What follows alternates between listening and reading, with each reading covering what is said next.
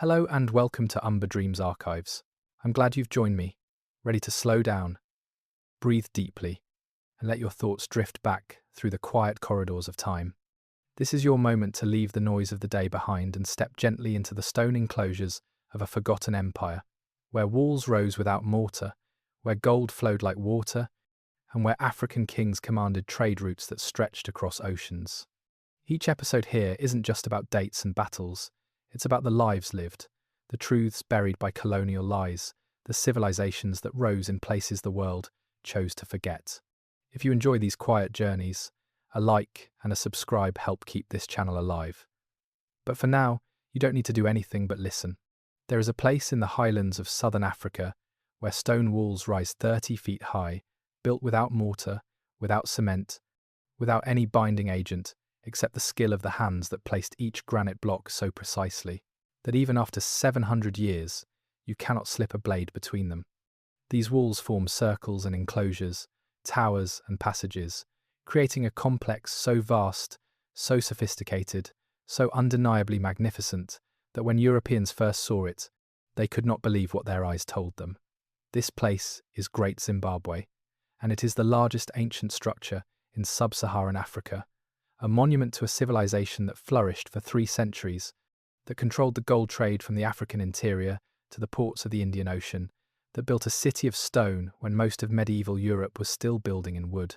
At its peak, in the 14th century, Great Zimbabwe was home to, perhaps, 18,000 people, the capital of an empire that stretched across modern Zimbabwe, Mozambique, and South Africa, a centre of power and culture that rivaled anything in its contemporary world. But for more than a century after Europeans discovered it, Great Zimbabwe was a lie. Or rather, it was buried under layers of lies, racist theories that insisted Africans could not have built such a thing, that it must have been the work of Phoenicians or Arabs, or the Queen of Sheba, or some vanished white race. These lies were not innocent mistakes. They were deliberate, designed to justify colonialism, to support the claim that Africans were incapable of civilization, that Europeans were not conquerors but civilizers, bringing light to a dark continent that had never known greatness. The truth, painstakingly recovered by archaeologists over decades of work, tells a different story. Great Zimbabwe was built by the Shona people, ancestors of the majority population of modern Zimbabwe, using techniques passed down through generations, adapting local granite into architecture that was both functional and beautiful. The walls served as enclosures for royal compounds, as symbols of power and prestige, as ceremonial spaces where rituals connected the living to the ancestors. The city was not primitive or crude. It was planned, organized, sophisticated in ways that revealed deep understanding of engineering, astronomy, and social organization. The name Zimbabwe comes from the Shona phrase Zimba Zimbabwe, which means houses of stone. There were many Zimbabwes across the region, smaller stone enclosures built by Shona communities, but this one, the Great Zimbabwe, was the largest, the most impressive, the capital, and yet, for generations, it was called the Zimbabwe Ruins, as if it had always been abandoned, always been empty, as if the people who built it had vanished without trace or descendants. They did not vanish, they are still here. The Shona people never forgot Great Zimbabwe, never stopped telling stories about it, never stopped visiting it as a sacred site. But their voices were dismissed, their histories erased, their achievements attributed to anyone but themselves. It was only in the late 20th century, after Zimbabwe gained independence, after decades of archaeological work by scholars who actually listened to local knowledge, that Great Zimbabwe was finally recognized for what it always was. An African achievement, built by African hands, evidence that civilization bloomed in Africa not because of outside influence, but because humans everywhere, given resources and stability, create beauty, build monuments, reach for something beyond mere survival. Tonight, as you settle into stillness, as your breathing deepens and your thoughts begin to wander, we are going to walk through Great Zimbabwe, not as ruins, but as it was when it thrived, when smoke rose from cooking fires, when cattle moved through the enclosures, when traders arrived with beads and cloth and porcelain, when kings sat in judgment and priests performed ceremonies that linked this world to the world of the ancestors. We are going to meet the people who built these walls, who mined the gold, who herded the cattle, who carved the mysterious soapstone birds that once crowned the highest towers. And we are going to confront the uncomfortable truth about how this history was stolen, how lies were told and repeated until they seemed like truth. How even today, decades after independence, many people still do not know that Africa had great civilizations, that Africans built cities and kingdoms, that the story of human achievement is not just a European or Asian story but a global one, written in stone and gold and clay on every continent. Great Zimbabwe is more than a collection of ruins. It is a challenge, a question posed in granite blocks, stacked without mortar. What else have we been told that is not true? What other histories have been erased? What other peoples dismissed? What other achievements buried under the weight of colonialism's lies?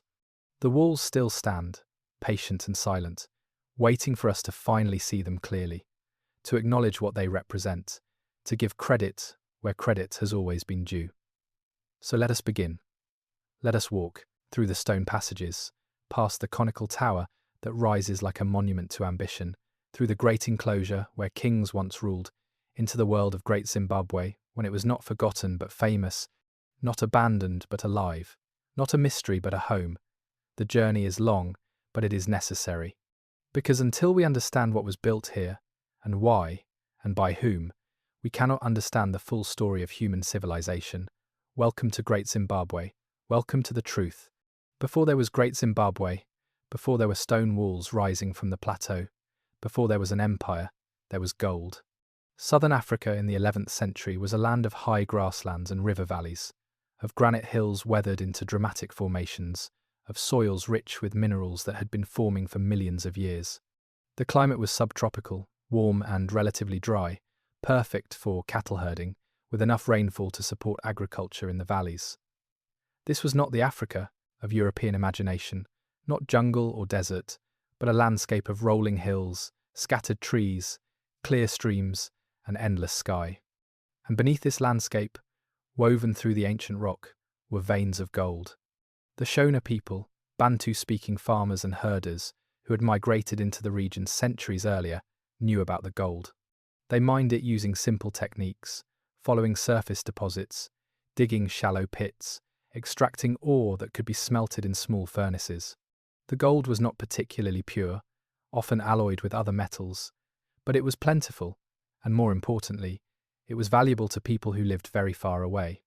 By the 10th century, trade networks stretched from the interior of southern Africa to the coast of Mozambique, connecting Shona communities to Swahili trading towns like Sofala and Kilwa, which in turn connected to the vast Indian Ocean trade system. Arab and later Persian merchants sailed down the East African coast, bringing cloth, beads, and ceramics, trading them for gold, ivory, and copper. The gold from southern Africa was famous, sought after in India and China, in the Middle East, and eventually Europe. It was high-quality alluvial gold, and there seemed to be an endless supply. The Shona communities that controlled access to this gold became wealthy. Wealth meant cattle, the traditional measure of status in Shona society. A man with many cattle could support multiple wives, could host feasts, could distribute gifts to followers, building a network of obligation and loyalty. Cattle were not just property, they were social capital, the foundation of political power. And the gold trade provided the means to acquire more cattle, to import luxury goods, to distinguish oneself from neighbours, to become not just wealthy, but powerful. This was the world before Great Zimbabwe, a world of small chiefdoms scattered across the plateau, each controlling a territory, each vying for advantage in the trade networks, each building modest stone enclosures to mark royal compounds. The tradition of dry stone walling, building without mortar by carefully selecting and fitting granite blocks, was already well established. The granite of the region, weathered by wind and rain, naturally fractured into usable shapes, making it easier to build than you might expect. It was a local innovation, adapted to local materials, developed over generations of experimentation. The people who lived here were farmers, growing sorghum and millet, keeping chickens and goats, fishing in the rivers. They were also herders, moving cattle between grazing lands, following seasonal patterns, managing their herds with knowledge passed down through families. They were miners and smelters, extracting gold and iron, copper and tin, working metals with techniques that were sophisticated, efficient, adapted to the scale of their communities. They were potters and weavers, carvers and brewers, people who made what they needed and traded for what they could not make. And they were organized. Shona society was hierarchical, structured around clans and lineages, with chiefs who mediated disputes, organized labor for communal projects, conducted rituals that ensured the favor of the ancestors. Religion was not separate from daily life. The ancestors, the spirits of the dead, were present, watching, intervening, requiring respect and offerings. Natural features, rocks and hills and pools, were sacred, inhabited by spirits that could bring fortune or disaster. To live well meant maintaining balance, respecting the ancestors, following the customs that had proven effective over generations. This was not a primitive society. It was a functioning, stable, successful adaptation to the environment, a way of life that had sustained people for centuries and would continue to sustain them for centuries more. The Shona were not waiting for civilization to arrive from outside.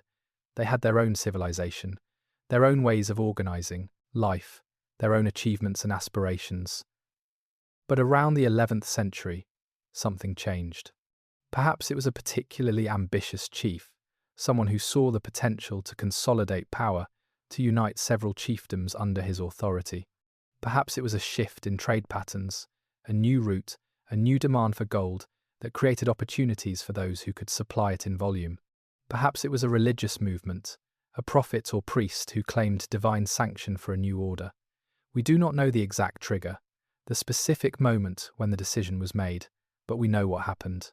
Someone began to build, not just a stone enclosure for a royal compound, but something larger, something grander, something that would announce to everyone, to rivals and allies and distant traders, that this place, this hill, this community was different.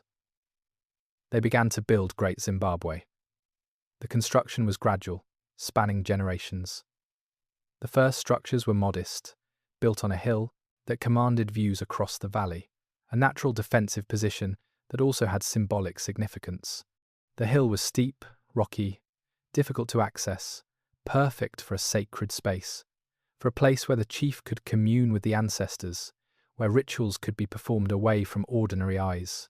Over time, more walls were added, more enclosures, more refinements, until the hill complex became a maze of passages and platforms, a ceremonial centre that embodied both spiritual and political authority. And below the hill, on the valley floor, the city grew. Houses spread out from the centre, built with clay walls and thatched roofs, organised into neighbourhoods, separated by low stone walls. Cattle enclosures, grain storage areas, workshops for potters and smiths. All of this developed organically, responding to the needs of a growing population drawn by the wealth and power concentrated at Great Zimbabwe. This was the setting, the foundation, the world into which the great stone walls would rise, transforming a successful chiefdom into something that had never existed before in southern Africa, a true city, a capital, an empire. The European discovery of Great Zimbabwe was not a discovery at all. It was a rediscovery, a moment when outsiders stumbled upon something the local people had always known about, had always lived near, had always considered sacred. And from the very beginning, that rediscovery was poisoned by racism, by the inability or unwillingness of Europeans to believe that Africans could have built something this impressive. The first European to write about Great Zimbabwe was a Portuguese trader named Vicente Pagado, who visited the site in 1531. He described stone walls and towers, compared them to European architecture, and speculated that they might be connected to the Queen of Sheba or King Solomon, biblical figures whose presence in Africa seemed more plausible to him than the idea of indigenous African achievement. His account was vague, second-hand, more legend than observation, but it set a pattern that would persist for centuries. The assumption that Great Zimbabwe must be foreign, must be connected to civilizations Europeans respected, must be anything except what it actually was. For the next 3 centuries, Great Zimbabwe remained largely unknown to Europeans, mentioned occasionally in Portuguese records, but not visited, not studied, not taken seriously. The interior of southern Africa was not yet colonized, not yet mapped, still a place of rumors and speculation. The Portuguese controlled coastal trading posts, but did not venture far inland. The gold that came from the interior passed through multiple hands before reaching the coast, and the Europeans who bought it had little interest in where it came from or who controlled the mines. But in the 19th century, as European powers began carving up Africa, as explorers and missionaries and fortune hunters pushed inland, Great Zimbabwe came back into European consciousness. In 1868, a German geologist named Karl Mauch reached the ruins and was overwhelmed by what he saw. He measured walls, sketched layouts, collected artifacts, and then, inevitably, concluded that Africans could not possibly have built this. He theorized that Great Zimbabwe was a copy of King Solomon's temple, that it had been built by Phoenicians or Sabaeans, that it was proof of ancient white civilization in Africa. Mauch's reports created a sensation in Europe. Here was evidence, or so it seemed, that Africa had once been touched by biblical civilizations, that the Dark Continent had a connection to the classical world. The ruins became famous, attracting more visitors, more theories, more wild speculation. The fact that the Shona people living nearby had oral traditions about the site, that they called it by name, that they still performed ceremonies there, all of this was dismissed. The Europeans decided that the Shona were squatters, in someone else's ruins, ignorant of the site's true origins, incapable of understanding the sophistication of what surrounded them. This was not innocent error. This was ideology masquerading as scholarship. The late 19th century was the height of scientific racism, of theories that ranked human races in hierarchies, that claimed Europeans were inherently superior, that used biology and culture to justify colonization and exploitation.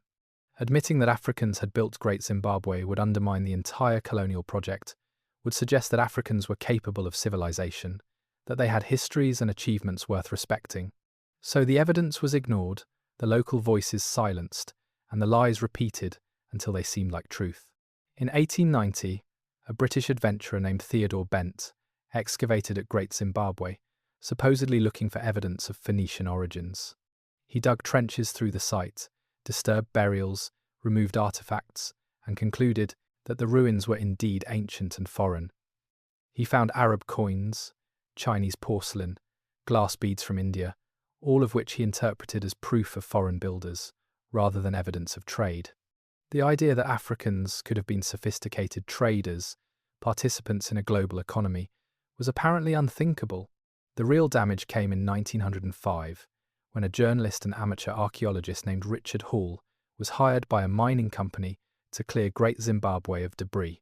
Hall believed the site was being obscured by African occupation layers, by the trash and remains of people he considered inferior.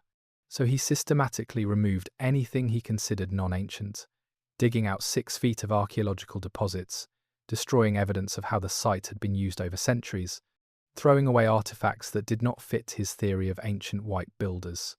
It was archaeological vandalism, motivated by racism, and it set back the scientific understanding of Great Zimbabwe by decades.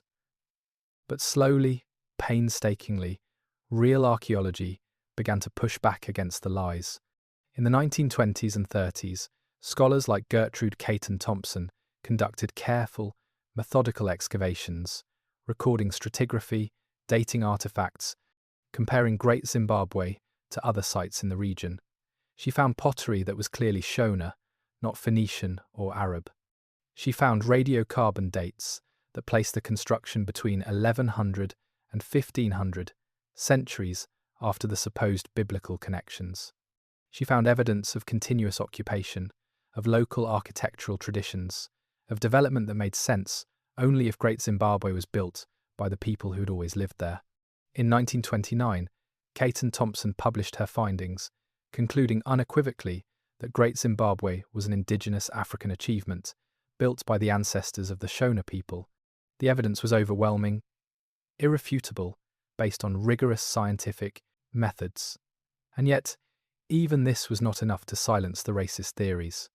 Colonial governments in Rhodesia, as Zimbabwe was then called, actively suppressed Caton Thompson's work, banned books that acknowledged African origins, taught school children that Great Zimbabwe was a mystery, built by unknown peoples, unconnected to the Africans who surrounded it. It was only after Zimbabwean independence in 1980, only after Africans reclaimed control of their own history, that Great Zimbabwe was finally, officially, recognized for what it had always been. An African city, built by African hands, proof that the story told by colonialism, the story of African inferiority and European superiority, was a lie from beginning to end. The discovery of Great Zimbabwe, then, was not really about finding ruins. It was about finding truth, about overcoming centuries of deliberate falsehood, about giving back to a people what had been stolen from them, their history, their pride, their rightful place in the story of human civilization. When Europeans first encountered Great Zimbabwe, their response was not simply wonder or curiosity. It was cognitive dissonance, a clash between what they saw and what they believed, between the evidence before their eyes and the ideologies that shaped their understanding of the world. And when faced with this dissonance, they chose ideology over evidence, lies over truth, comfortable racism over uncomfortable reality. The wonder was genuine. The walls of Great Zimbabwe, even in ruin, even overgrown and weathered, were undeniably impressive. They rose in smooth curves, precisely fitted, built to endure. The Great Enclosure, with its outer wall stretching more than 800 feet, enclosing an area of nearly 2 acres, was larger than anything else in sub-Saharan Africa. The conical tower, rising more than 30 feet, solid granite all the way through, served no apparent function except as a statement of power, a monument, ambition. The craftsmanship, the precision, the sheer scale of labour required, all of this demanded respect. But respect required acknowledging African achievement, and this, for most 19th century Europeans, was psychologically impossible. They had been raised on stories of African savagery, on the belief that Africa was a continent without history, that Africans lived in a timeless, primitive state, unchanged for millennia. The entire justification for colonialism rested on this belief, that Europeans were bringing civilization to people incapable of creating it themselves. Great Zimbabwe threatened all of this. If Africans could build cities, could trade across oceans, could create art and architecture of sophistication and beauty, then the colonial project lost its moral foundation. Europeans could no longer claim to be civilizers. They were revealed as conquerors, exploiters, thieves stealing land and labour and resources from people who had their own civilizations, their own histories, their own legitimate claim to self-determination. So the skepticism was not honest doubt. It was defensive denial, the response of people whose worldview was being challenged by reality, and the theories they invented to explain Great Zimbabwe without crediting Africans were elaborate, contradictory, sometimes absurd, but always preferred to the simple truth. The Queen of Sheba theory was popular because it connected Great Zimbabwe to the Bible, to a story Europeans knew and respected. According to this theory, the Queen of Sheba, who visited King Solomon in Jerusalem, had her palace somewhere in Africa, and Great Zimbabwe must be that palace or a copy of Solomon's temple. Never mind that the biblical kingdom of Sheba was almost certainly in Yemen or Ethiopia, thousands of miles away. Never mind that the architectural styles bore no resemblance to anything in the ancient Near East. Never mind that the dates did not match. The theory was appealing because it made Great Zimbabwe part of biblical history, something Europeans could claim as their heritage rather than acknowledge as African. The Phoenician theory was equally baseless but equally persistent. The Phoenicians were ancient seafarers from the Mediterranean, famous for their trade networks. Some Europeans speculated that they had sailed around Africa, established colonies in the interior, built Great Zimbabwe as a trading post. This theory required ignoring the fact that there was no evidence of Phoenician presence in southern Africa, no inscriptions, no artifacts, no genetic traces. It required believing that Phoenicians somehow vanished completely, leaving only stone walls and none of the other markers of their civilization. Later theories blamed Arabs, suggesting that Muslim traders from the East African coast had built Great Zimbabwe. This was slightly less absurd because Arab traders definitely did interact with southern African societies, but there was still no evidence that they built stone enclosures or controlled the gold trade directly. The archaeological record showed clearly that Great Zimbabwe was part of a local architectural tradition, that it used local materials and local techniques, that it developed organically from smaller Zimbabwes built across the region, but evidence did not matter when ideology was at stake. The colonial government of Rhodesia, named after the arch-imperialist Cecil Rhodes, actively promoted the myth of foreign origins. They needed to believe that the land they were colonizing had no legitimate African owners, that Africans were recent arrivals, squatters in ruins they did not build, incapable of governance or civilization. If Great Zimbabwe was African, then Africans had prior claim to the land, had established complex societies, had histories that deserved respect and preservation. So the government censored archaeological reports that acknowledged African origins. They fired scholars who insisted on the truth. They created official narratives that described Great Zimbabwe as a mystery, unsolved, possibly connected to ancient migrations of non-African peoples. School textbooks in Rhodesia taught that Great Zimbabwe was built by foreign colonizers, just as the British were foreign colonizers, and that Africans had always been subordinate, incapable of such achievements. This was not just historical error, it was historical violence, the deliberate destruction of truth to serve power, and it worked, at least for a while. Generations of white Rhodesians grew up believing the lies, secure in their superiority, convinced that colonialism was justified because Africans had no civilizations worth respecting. But the Shona people never forgot. They passed down oral histories, stories of powerful kings who had ruled from Great Zimbabwe, of ancestors who had built the walls, of a golden age before the foreigners came. These stories were dismissed by Europeans as myth, as folklore, as the confused memories of people who no longer understood their own past. But they were true, more true than any of the elaborate theories invented by colonizers desperate to deny African achievement. The first response to Great Zimbabwe, then, was not just wonder and skepticism. It was racism, pure and deliberate, a choice to lie rather than acknowledge uncomfortable truths. And the consequences of that choice, the damage done to African self-understanding, the decades of suppressed history, the generations taught to despise their own heritage, these consequences lingered long after independence, long after the lies were officially abandoned. To understand Great Zimbabwe, we must understand not just what was built there, but what was stolen, not just the stones but the story, not just the past but the right to claim that past as your own. The Shona people never needed archaeologists to tell them about Great Zimbabwe. They had always known. The stories were passed down through generations, told by grandparents, to children, shared at ceremonies, preserved in oral traditions that stretched back centuries. These were not vague myths or fairy tales.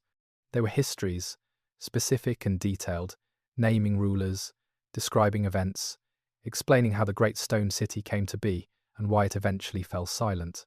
According to Shona tradition, Great Zimbabwe was built by the Rosvi people, a branch of the Shona who established a powerful kingdom called Mwene Mutapa, which means Lord of the Tribute, or Master Pillager.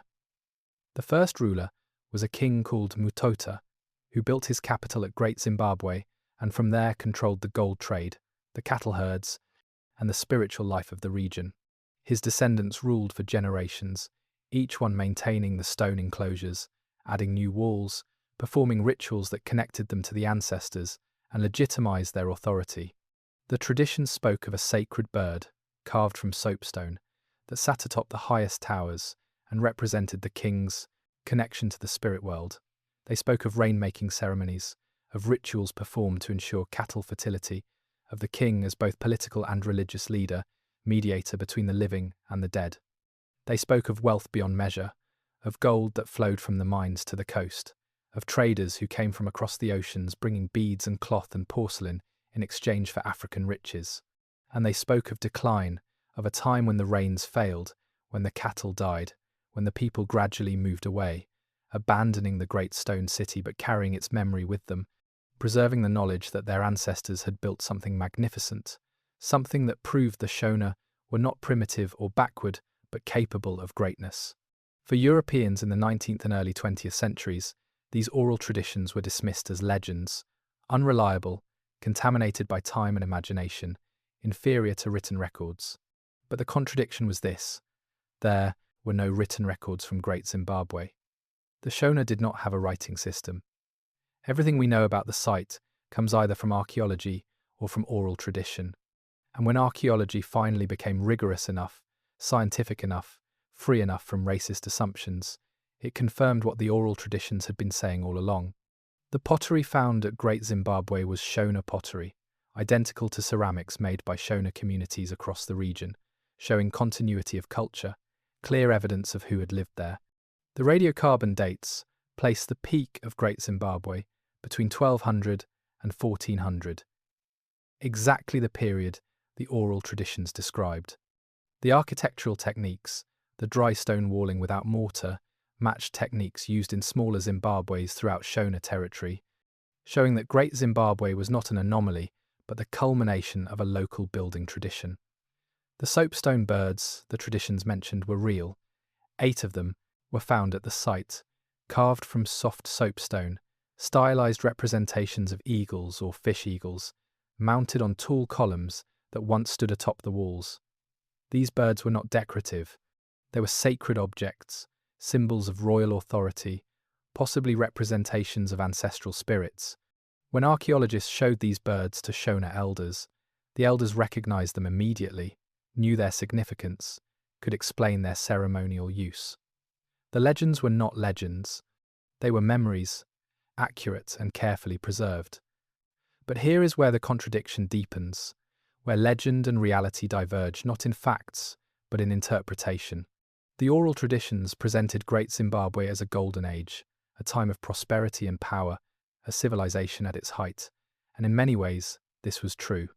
But archaeology reveals something the traditions do not emphasize: the environmental cost, the strain on resources, the signs of a society pushing its ecosystem to the breaking point. The area around Great Zimbabwe shows evidence of intensive land use, of forests cleared for fuel and building materials, of soil erosion from overgrazing. The thousands of cattle required to sustain the political system, to demonstrate wealth, to provide for the population, needed vast grazing lands. As the city grew, as the population increased, the demand for cattle increased, and the land began to suffer. The carrying capacity of the environment was exceeded, and once that happened, decline became inevitable. The traditions do not hide this. They speak of drought, of the rains failing, of the people moving away. But they frame it as divine displeasure, as the ancestors withdrawing their favour, as a spiritual crisis rather than an environmental one. Both interpretations are true. The spiritual framework, the understanding of the world as governed by ancestors and spirits who required proper ritual and respect, was how the Shona made sense of their reality. When the rains failed, when the cattle died, when the crops withered, it made sense to them that the ancestors were angry, that something had gone wrong in the relationship between the living and the dead. Modern science offers a different framework, one based on climate data and ecological studies, but it does not contradict the traditions. It simply adds another layer of understanding. The drought was real, the environmental collapse was real. The movement of people away from Great Zimbabwe was real. The traditions preserved the truth of what happened, even if they interpreted the causes differently than we might today. This is the deeper contradiction, the one that historians and archaeologists grapple with. How do we honour oral traditions while also applying scientific methods? How do we respect indigenous knowledge while also investigating questions the traditions do not answer? How do we avoid the colonial mistake of dismissing oral history as unreliable while also acknowledging that oral traditions, like all human memory, are shaped by the needs and perspectives of those who tell them? The answer, slowly emerging over decades of work, is that there is no contradiction. Legends and reality are not opposites. They are different ways of remembering, different frameworks for understanding, both valid, both necessary. The Shona traditions were right about who built Great Zimbabwe, about when it thrived, about its importance as a centre of power and culture. Science has confirmed these truths and added details, filled in gaps, provided explanations for processes the traditions describe without analysing. The soapstone birds are both what the traditions say they are, sacred objects representing royal and spiritual authority, and what archaeology reveals them to be. Artifacts that can be dated and analysed, that show evidence of local craftsmanship and cultural continuity. The walls are both what memory preserved them as, monuments to Shona achievement, and what science reveals them to be, structures built in stages, modified over time, showing both technical skill and environmental adaptation. Great Zimbabwe is proof that oral traditions, when treated with respect and combined with rigorous archaeology, can recover truth that written records never captured because they never existed. The Shona knew their history, they preserved it, they passed it down, and when the world was finally ready to listen, when racism no longer drowned out their voices, the truth was there, waiting, exactly where it had always been, in the stories told by firelight, in the memories of elders, in the knowledge that their ancestors had built the stone walls, had commanded the gold trade, had created a civilization worthy of remembrance and pride. Once scholars finally accepted that Great Zimbabwe was built by Africans, the debates did not end. They simply shifted, moving from the racist question of whether Africans could build such a place to more productive questions about how and why, about what Great Zimbabwe represented, about its place in African and world history. The first major debate centered on function. What was Great Zimbabwe? Was it a city, a palace, a temple, a fortress? The answer, frustratingly for those who want simple categories, seems to be all of these and none of these. Great Zimbabwe was a capital, the political and religious center of a kingdom, but it did not function like European or Asian cities of the same period. It was not densely populated in the way London or Baghdad were. The stone enclosures housed the elite, the king and his family, the priests and high-ranking officials, while the majority of the population lived in ordinary houses with mud walls and thatched roofs scattered across the surrounding valley. Some scholars argue that Great Zimbabwe was primarily a ceremonial center, that its main function was religious rather than administrative, that the elaborate stone enclosures were designed for rituals connecting the living to the ancestors, for rain-making ceremonies, for initiations and other sacred events. The hill complex, perched on the granite outcrop with its narrow passages and secluded platforms, certainly seems designed for ceremony, for controlled access, for creating a sense of mystery and power.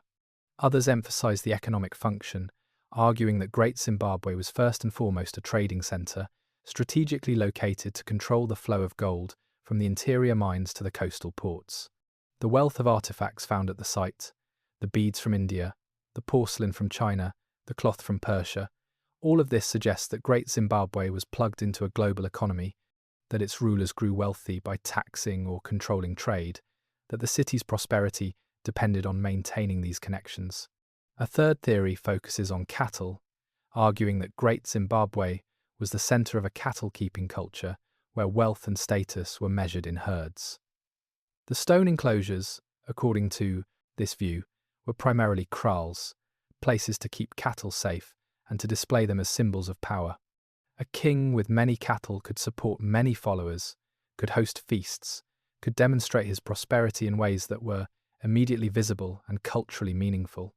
The gold trade was important, but cattle were the foundation of the social system. The truth, as archaeologists have pieced it together, is that all of these functions were intertwined. Great Zimbabwe was religious and economic and political all at once, because in Shona culture, these categories were not separate. The king was a religious figure, responsible for rainmaking and for maintaining proper relationships with the ancestors. Economic success, whether in gold trade or cattle herding, was seen as evidence of divine favor. Political power rested on the ability to demonstrate wealth, to perform rituals effectively, to mediate between the human and spirit worlds. Another debate concerns the soapstone birds, those enigmatic carvings that have become symbols of Zimbabwe, appearing on the national flag and on currency. 8 birds were found at Great Zimbabwe, each about 16 inches tall, carved from soft soapstone, mounted on columns that placed them high on the walls where they could be seen from a distance. They are stylized, not realistic, with features that suggest eagles or fish eagles, but also with elements that seem abstract or symbolic. What did these birds represent? Some scholars argue they were totems, emblems of specific clans or lineages, markers of identity for the ruling family. Others suggest they represented messengers between the human and spirit worlds, that birds in Shona cosmology are associated with ancestors, with divination, with the ability to move between realms. Still others propose they were rain-making symbols, that eagles or similar birds were believed to have control over weather, and that displaying them on the walls was a way of invoking their power. The frustrating thing is that we may never know for certain.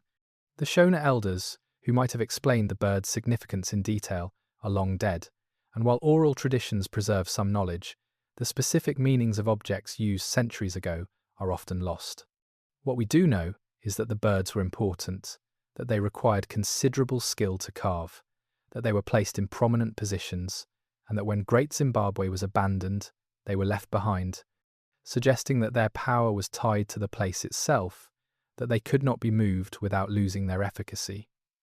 There is also debate about the timeline of Great Zimbabwe's development. The site was occupied from at least the 11th century, but when did it become a major centre? When were the most impressive walls built? The radiocarbon dates suggest that the peak period was from 1200 to 1500, but there is evidence of earlier and later occupation, and it is not always clear which structures correspond to which periods.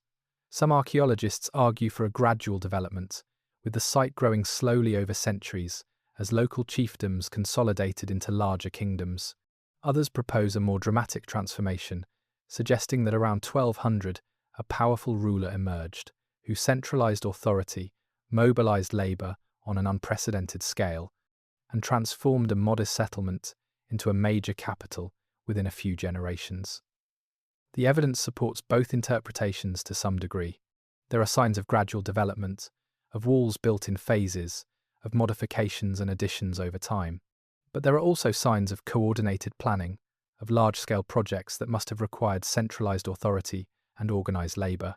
Perhaps the answer is that Great Zimbabwe experienced both slow evolution and rapid transformation, periods of incremental growth, punctuated by moments of ambitious construction under particularly powerful rulers. The debates continue, sometimes heated, always complicated by the fact that so much evidence was destroyed by early treasure hunters and by Richard Hall's vandalism in the early 20th century. Layers of archaeology that could have answered questions were dug out and discarded. Artifacts that could have been dated and analysed were sold to collectors or locked away in museums. The colonial period did not just suppress the truth about who built Great Zimbabwe, it actively destroyed evidence, making it harder for later scholars to recover the full story. But despite these losses, despite the gaps in our knowledge, the picture that has emerged is clear enough. Great Zimbabwe was a sophisticated African city, the capital of a trading empire, a religious centre, a symbol of power and prosperity. It was built by the Shona people using techniques developed over generations, adapted to local materials and local needs. It thrived for 3 centuries, reaching a peak of wealth and influence that made it one of the most important centres in medieval Africa. And then, for reasons both environmental and political, it declined, not in a sudden catastrophe, but in a gradual abandonment as people moved to other centres, other opportunities, carrying their culture with them. The modern investigation of Great Zimbabwe is not the work of lone adventurers or treasure hunters. It is collaborative, interdisciplinary, involving archaeologists and historians, linguists and geologists, climate scientists, and local communities working together to reconstruct a civilization from fragments, from what was not destroyed, from what can still be learned. The turning point came in the 1970s and 80s, as Zimbabwean independence approached and then arrived, as African scholars began to reclaim their own history, insisting that Great Zimbabwe be studied properly, scientifically, free from racist assumptions and colonial interference. International teams were invited, but only on the condition that they work with Zimbabwean archaeologists, that they respect local knowledge, that they publish findings in ways accessible to the communities whose heritage was being studied. One of the most important developments was systematic excavation using modern archaeological techniques. Earlier, digs had been crude, motivated by treasure hunting rather than knowledge, destroying context in the search for valuable objects. The new excavations were meticulous, recording the exact location of every artifact, every layer of soil, every structural feature. This allowed archaeologists to create stratigraphic sequences, to understand which parts of the site were built when, to trace how Great Zimbabwe developed over time. These excavations revealed that the site was more complex than earlier scholars had realized. The stone walls everyone focused on were just the most visible part. Beneath and around them were layers of occupation, houses built and rebuilt, refuse pits filled with pottery and animal bones, hearths where food was cooked, storage areas, workshops where craftsmen worked iron and gold. This was not just a ceremonial center. People lived here, worked here, raised families, conducted daily life. The pottery found in these excavations was particularly revealing. Ceramics are one of the most useful tools archaeologists have for understanding culture and chronology because pottery styles change over time, and because pottery, once fired, is nearly indestructible. The pottery at Great Zimbabwe was clearly Shona, identical to ceramics made throughout the region, but it also showed development, changes in style and technique that allowed archaeologists to create a detailed chronology to date different parts of the site, to trace connections with other Zimbabwes across southern Africa. Animal bones told another story. The thousands of cattle bones found at Great Zimbabwe confirmed what oral traditions and ethnographic studies had suggested, that cattle were central to the cat economy and social structure. But the bones also revealed something else. In the later periods of occupation, there were fewer cattle bones and more bones from wild animals, suggesting that as the cattle herds declined, people turned increasingly to hunting. This was evidence of environmental stress, of a system beginning to fail. Botanical remains, seeds and pollen preserved in soil samples, provided information about agriculture and environment. The people of Great Zimbabwe grew sorghum and millet, crops well suited to the semi-arid climate. But the pollen record showed changes in vegetation over time, evidence of deforestation, of the landscape being transformed by human activity.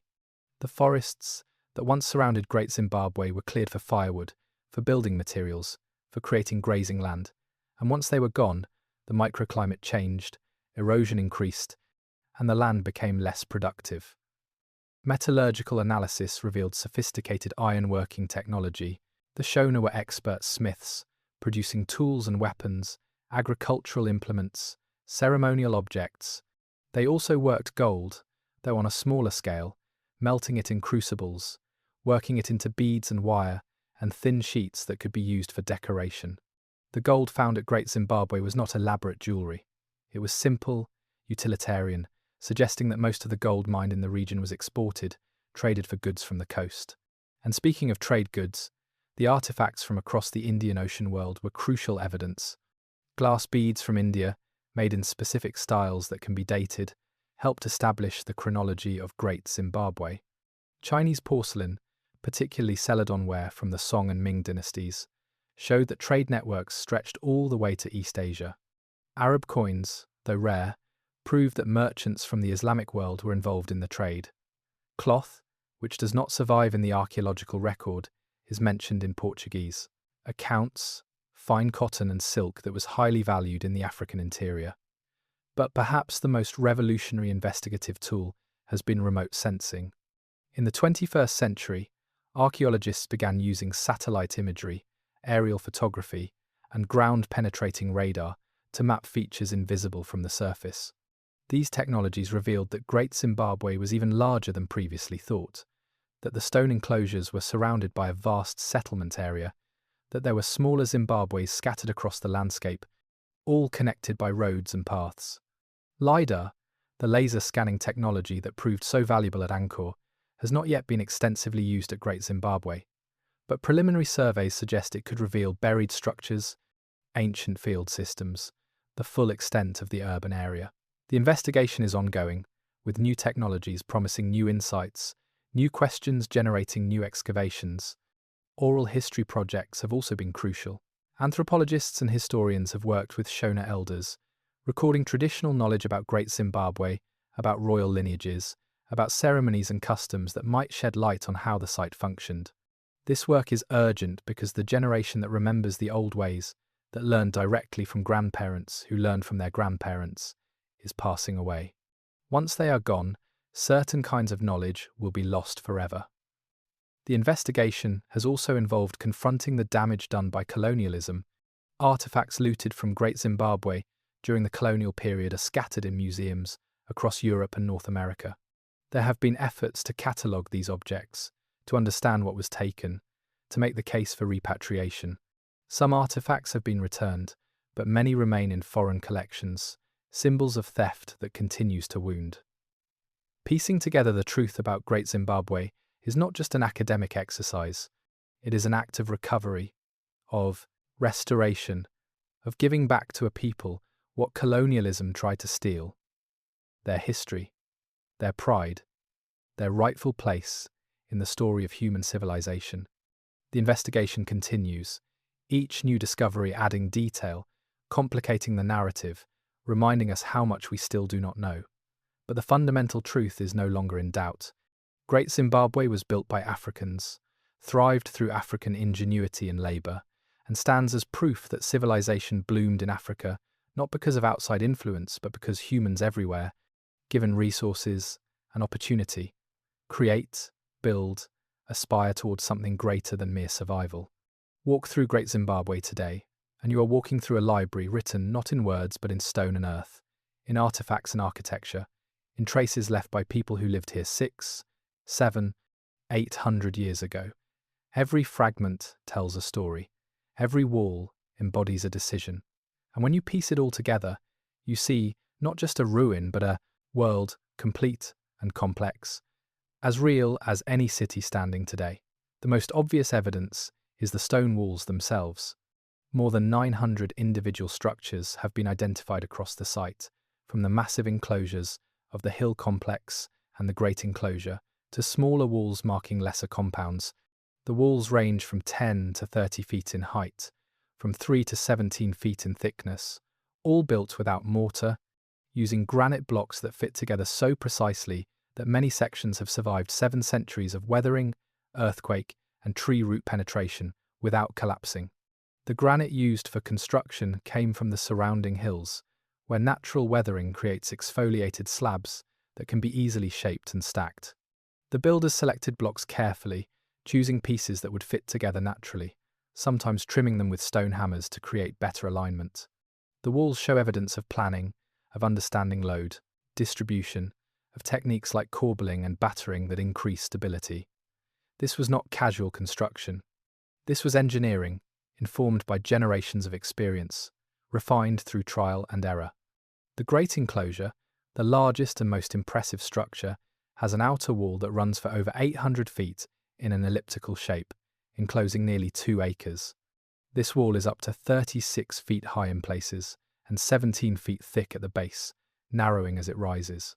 Inside the enclosure are smaller structures, including the famous conical tower, a solid granite structure 30 feet tall and 18 feet in diameter at the base. The tower serves no apparent practical function. It has no interior space, no stairs, no way to climb it. It is simply a tower, a monument, a statement of power and permanence. The symbolism of the conical tower has been debated endlessly. Some scholars suggest it represents a grain silo, a symbol of agricultural abundance and the king's role as provider. Others argue it is phallic, a fertility symbol connected to cattle and human reproduction. Still others propose it is purely aesthetic, an architectural flourish meant to impress visitors and demonstrate the builder's skill. What is certain is that it required enormous labour, thousands of hours of work to quarry, transport, and stack the stones, and that it would only have been built if it mattered deeply to the people who commissioned it. The hill complex, perched on the granite outcrop that rises more than 250 feet above the valley floor, is older than the Great Enclosure and more clearly ceremonial in function. The complex is accessed by narrow passages carved between natural rock formations, creating an approach that is deliberately difficult, that requires climbing steep stairs, squeezing through tight spaces, approaching the sacred centre with effort and intention.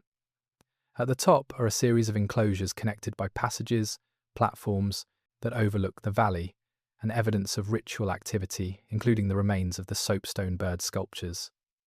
The birds themselves are among the most important pieces of evidence we have. 8 were found at Great Zimbabwe, though only one was found in situ, still standing on its column. The others had fallen or been moved, but all showed the same distinctive style: a bird of prey, probably a fish eagle, with exaggerated features, standing on a column decorated with crocodile-like patterns.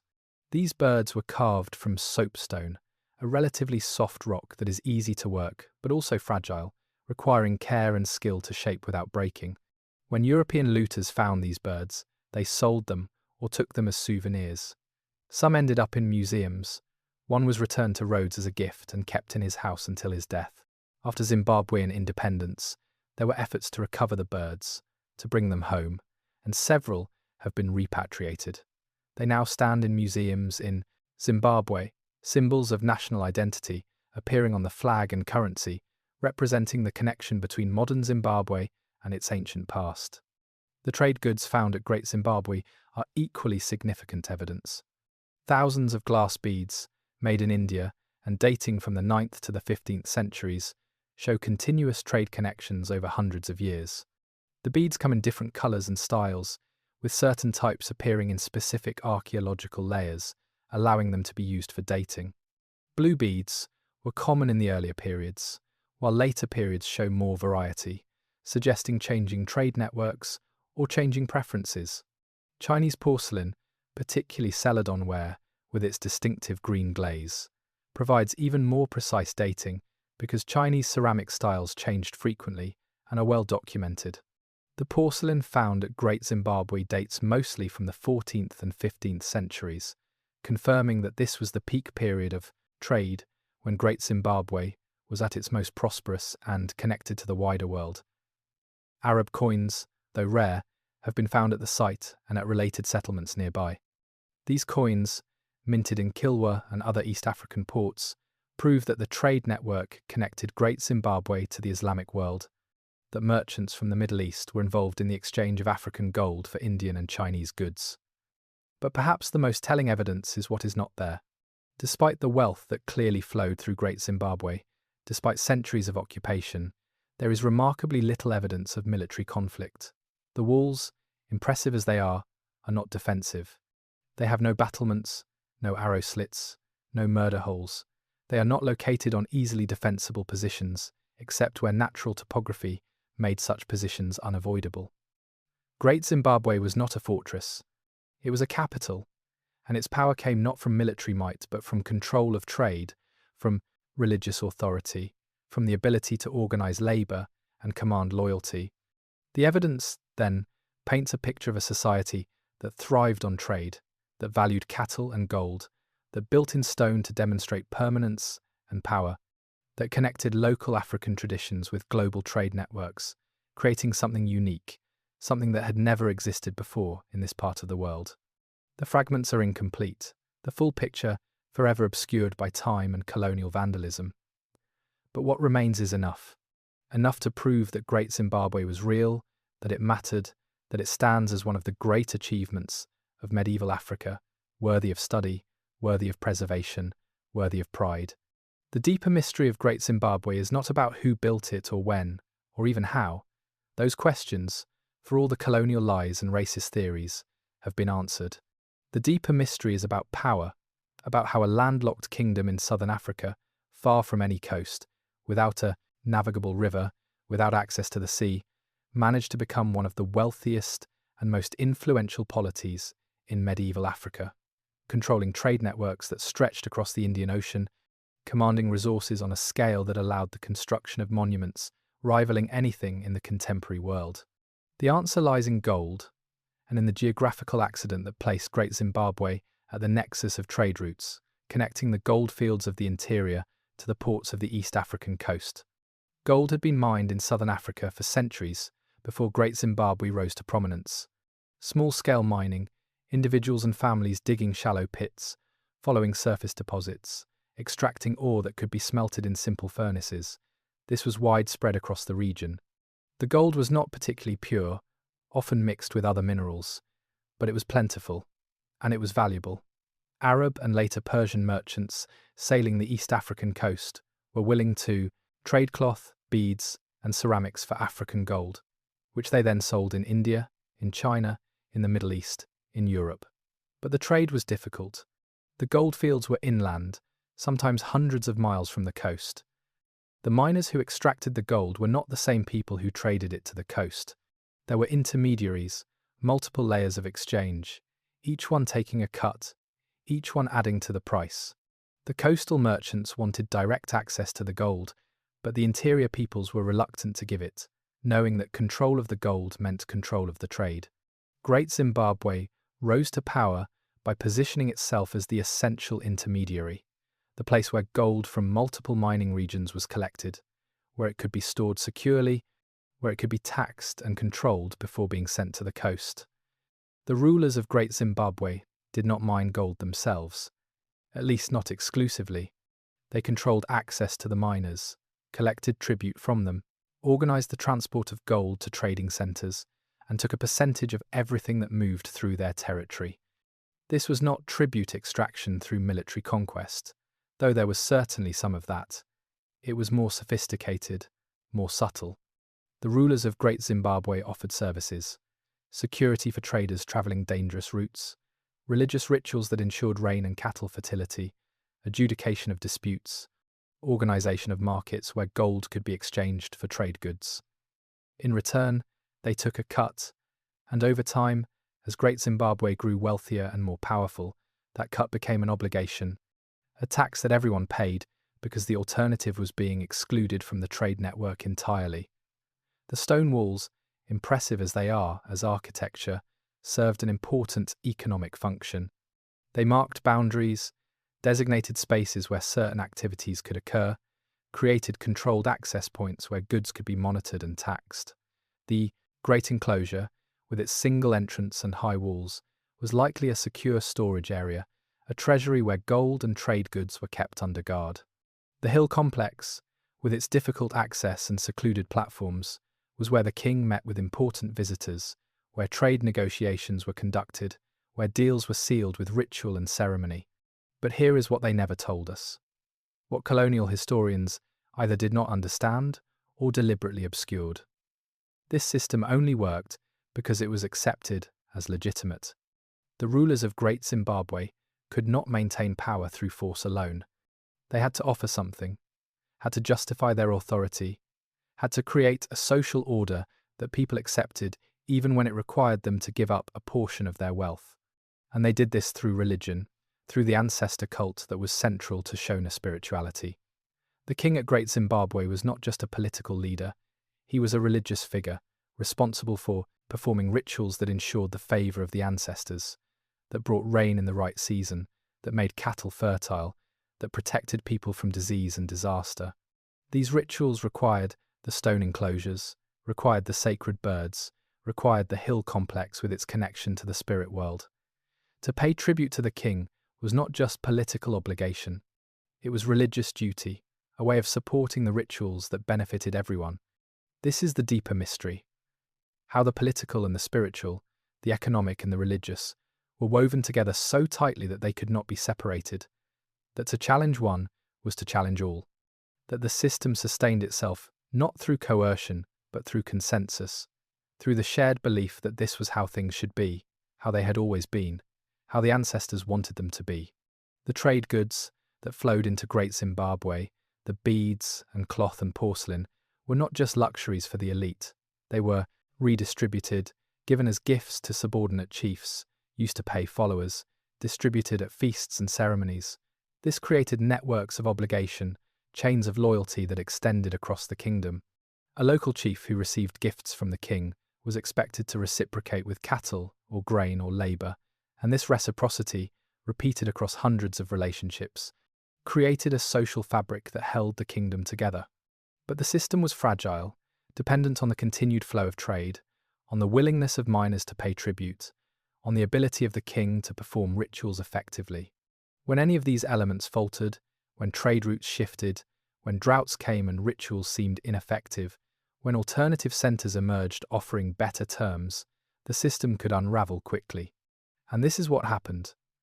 By the 15th century, new trading centres had emerged, places like Kami and Lodlo, located closer to new gold fields or offering better access to different trade routes.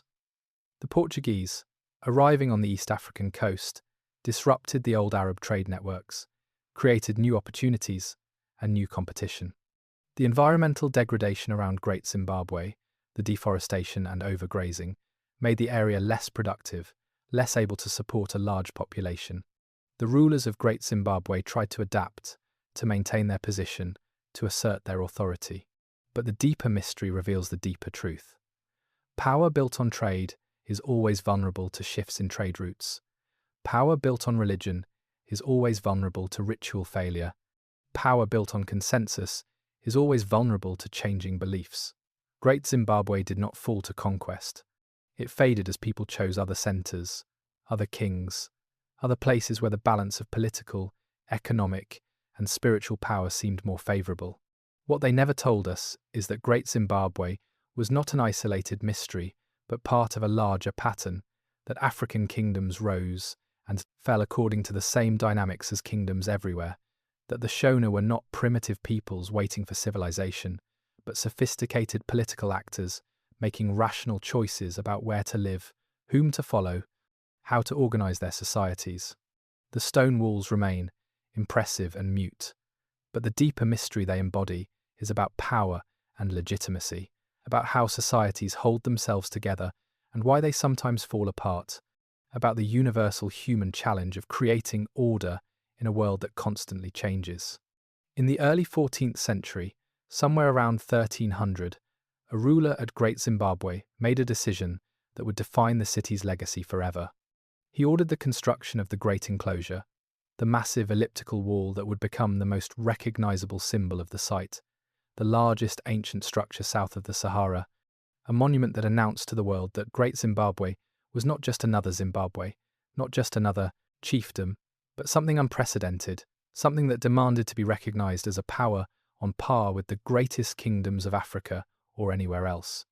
The construction of the Great Enclosure was not gradual or evolutionary. It was a deliberate, massive undertaking that required organizing thousands of workers, quarrying and transporting hundreds of thousands of granite blocks, coordinating labor over years, if not decades. This was not maintenance or expansion of existing structures. This was a new vision, a statement of ambition that transformed Great Zimbabwe from a prosperous trading center into a monument city, a place where architecture itself became propaganda. We do not know the name of the king who ordered this construction.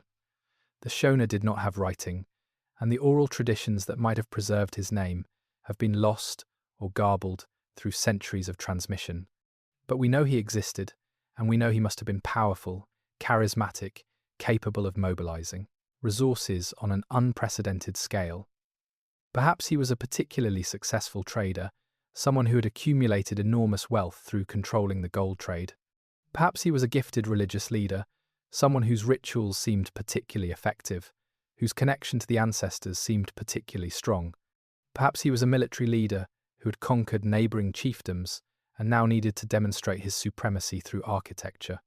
Whatever his qualifications, whatever his path to power, this king understood something fundamental about authority: that power must be visible, that greatness must be demonstrated, that to command respect you must create something that awes, that humbles, that makes people understand they are in the presence of something larger than themselves. The Great Enclosure accomplished this.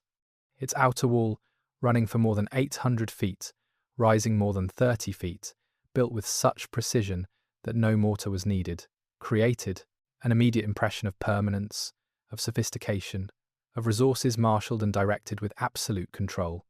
The entrance, deliberately narrow, created a threshold between the ordinary world and the sacred space within.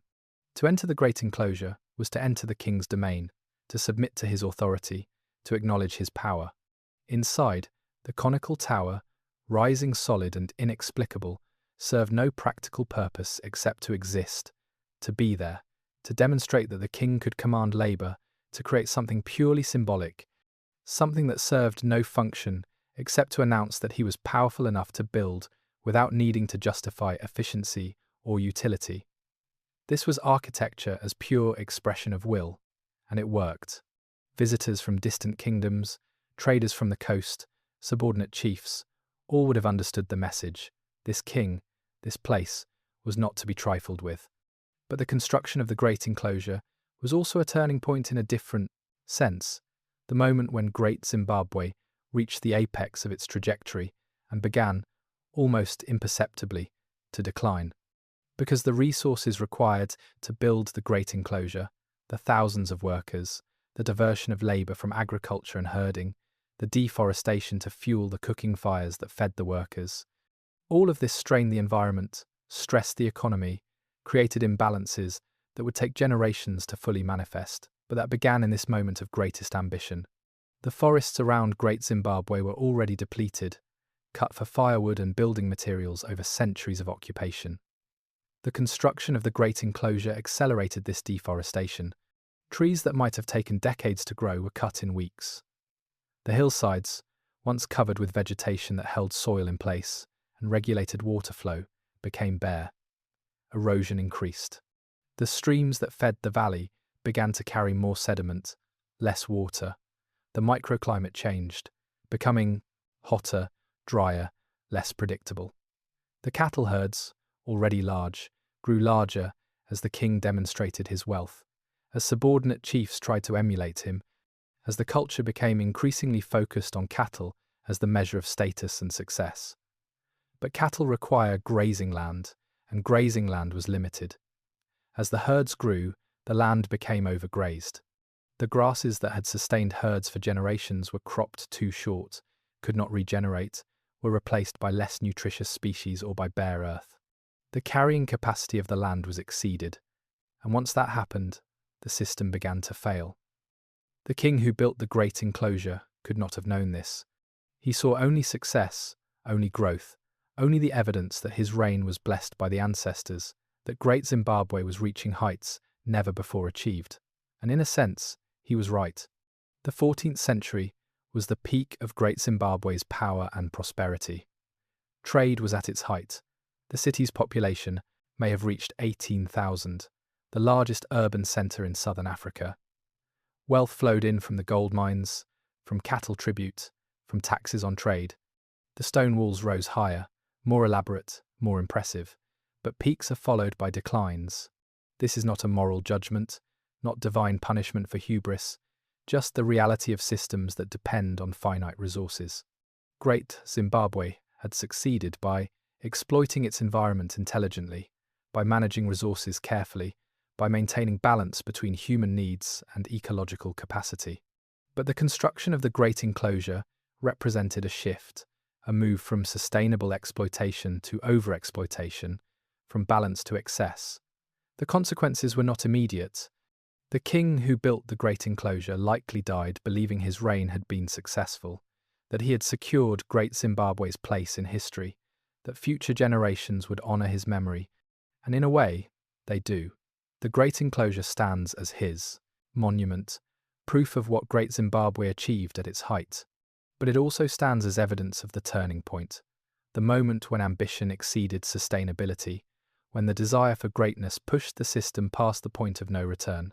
This is the paradox of Great Zimbabwe's greatest achievement, that the very thing that makes it famous, the massive stone walls that define it in our imagination, were also the beginning of its end.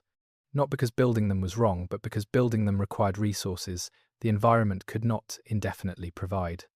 The turning point was both a triumph and a tragedy, a moment of glory and a moment of doom. Inseparable, two sides of the same decision, to build something that would last forever from resources that could not. The decades following the construction of the Great Enclosure were, on the surface, a continuation of prosperity.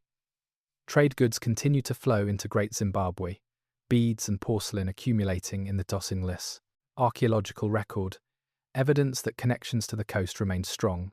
The stone walls continued to be maintained, new enclosures built, smaller Zimbabwe's constructed across the region as local chiefs emulated the capital's architectural style.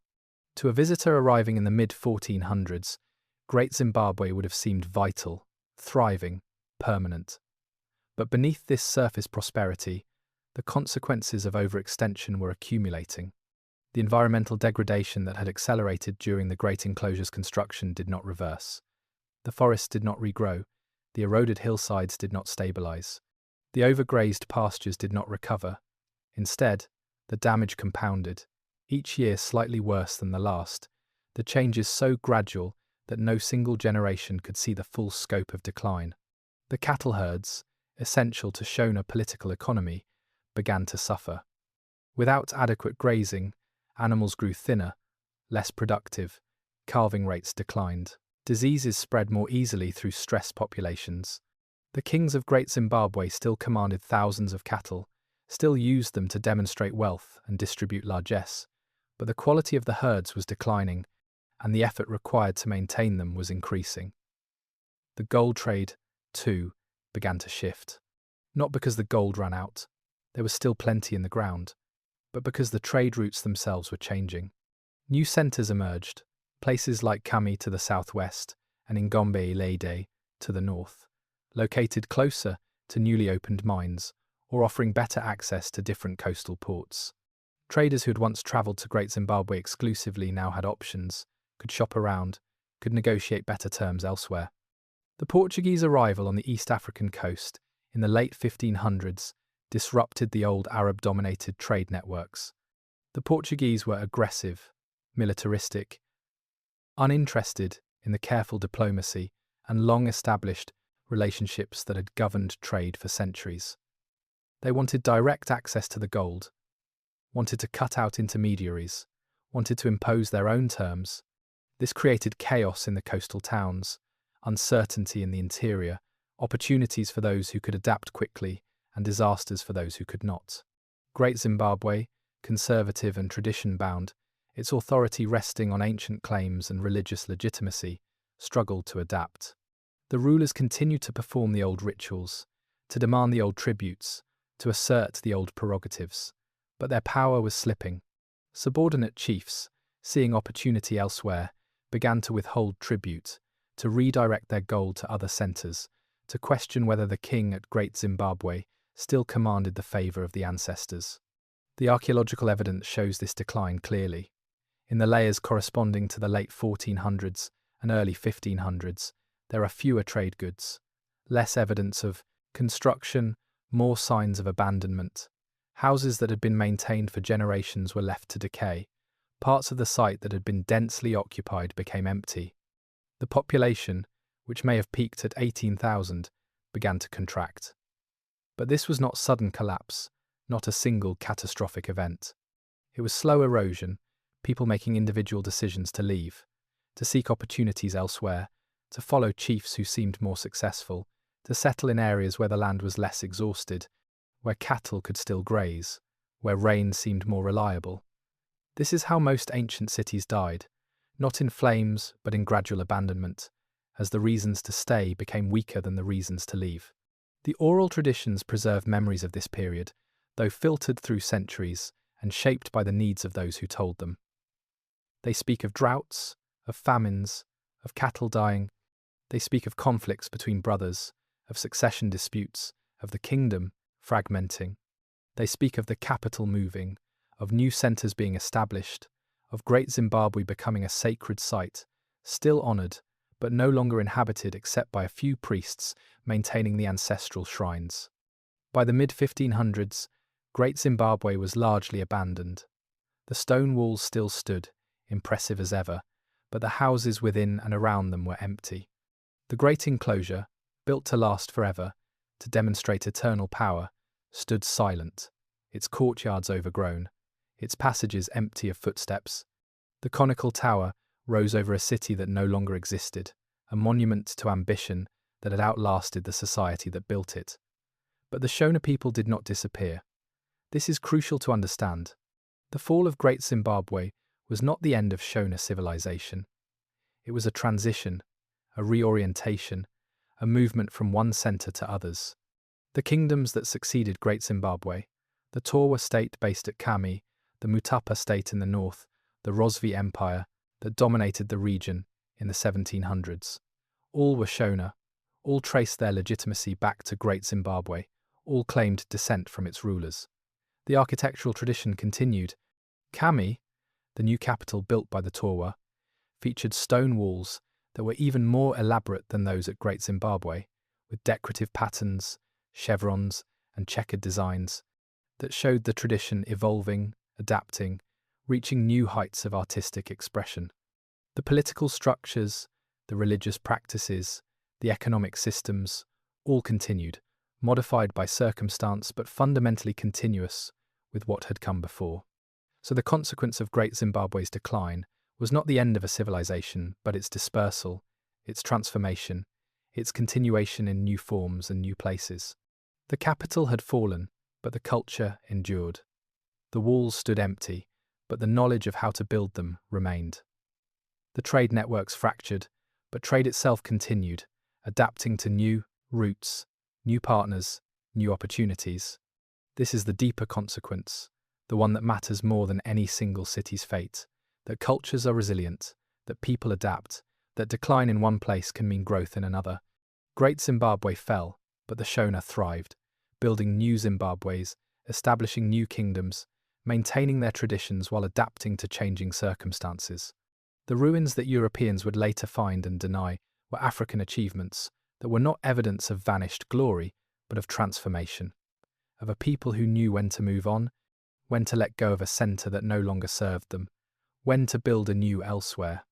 The walls of Great Zimbabwe stand today as monuments to both achievement and consequence, to what humans can build and what they cannot sustain indefinitely, to the heights of ambition and the limits of resources, to the pride of kings and the pragmatism of people who chose survival over symbolism, who left the stone city to the ancestors, and carried their culture forward into an uncertain future, where it would face new challenges, new opportunities, and eventually, the greatest catastrophe of all, colonialism, which would steal not just land and labour but history itself, rewriting the story of Great Zimbabwe, denying its builders, attempting to erase the very memory of African achievement. But that is a different chapter, a different fall, and one that, unlike the gradual abandonment of a city, would be violent, deliberate, and aimed at the soul of a people. The impact of Great Zimbabwe extends far beyond the stone walls that still stand on the African plateau.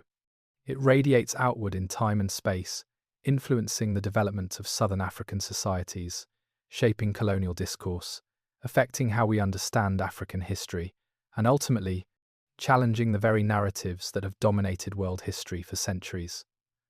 The most immediate impact was regional. Great Zimbabwe established a template for power and authority that would be copied, adapted, and refined by successor states for centuries. The use of stone architecture as a symbol of royal authority, the integration of religious and political leadership, the control of trade as the basis for state formation, all of these became standard features of Shona statecraft, recurring in kingdom after kingdom across the region. Kami, the capital that succeeded Great Zimbabwe, was built with even more elaborate stone walls, featuring decorative patterns and platforms that showed architectural innovation building on Great Zimbabwe's foundation. The Mutapa state, which dominated the northern part of the region, constructed multiple Zimbabwes, smaller than Great Zimbabwe but clearly part of the same tradition. These were not crude copies, they were sophisticated adaptations, taking the principles established at Great Zimbabwe and applying them to new contexts, new environments, new political situations. The trading networks pioneered by Great Zimbabwe persisted and evolved. The routes connecting the interior to the coast, the relationships between miners and merchants, the flow of gold outward and trade goods inward, all of this continued even as political centres shifted.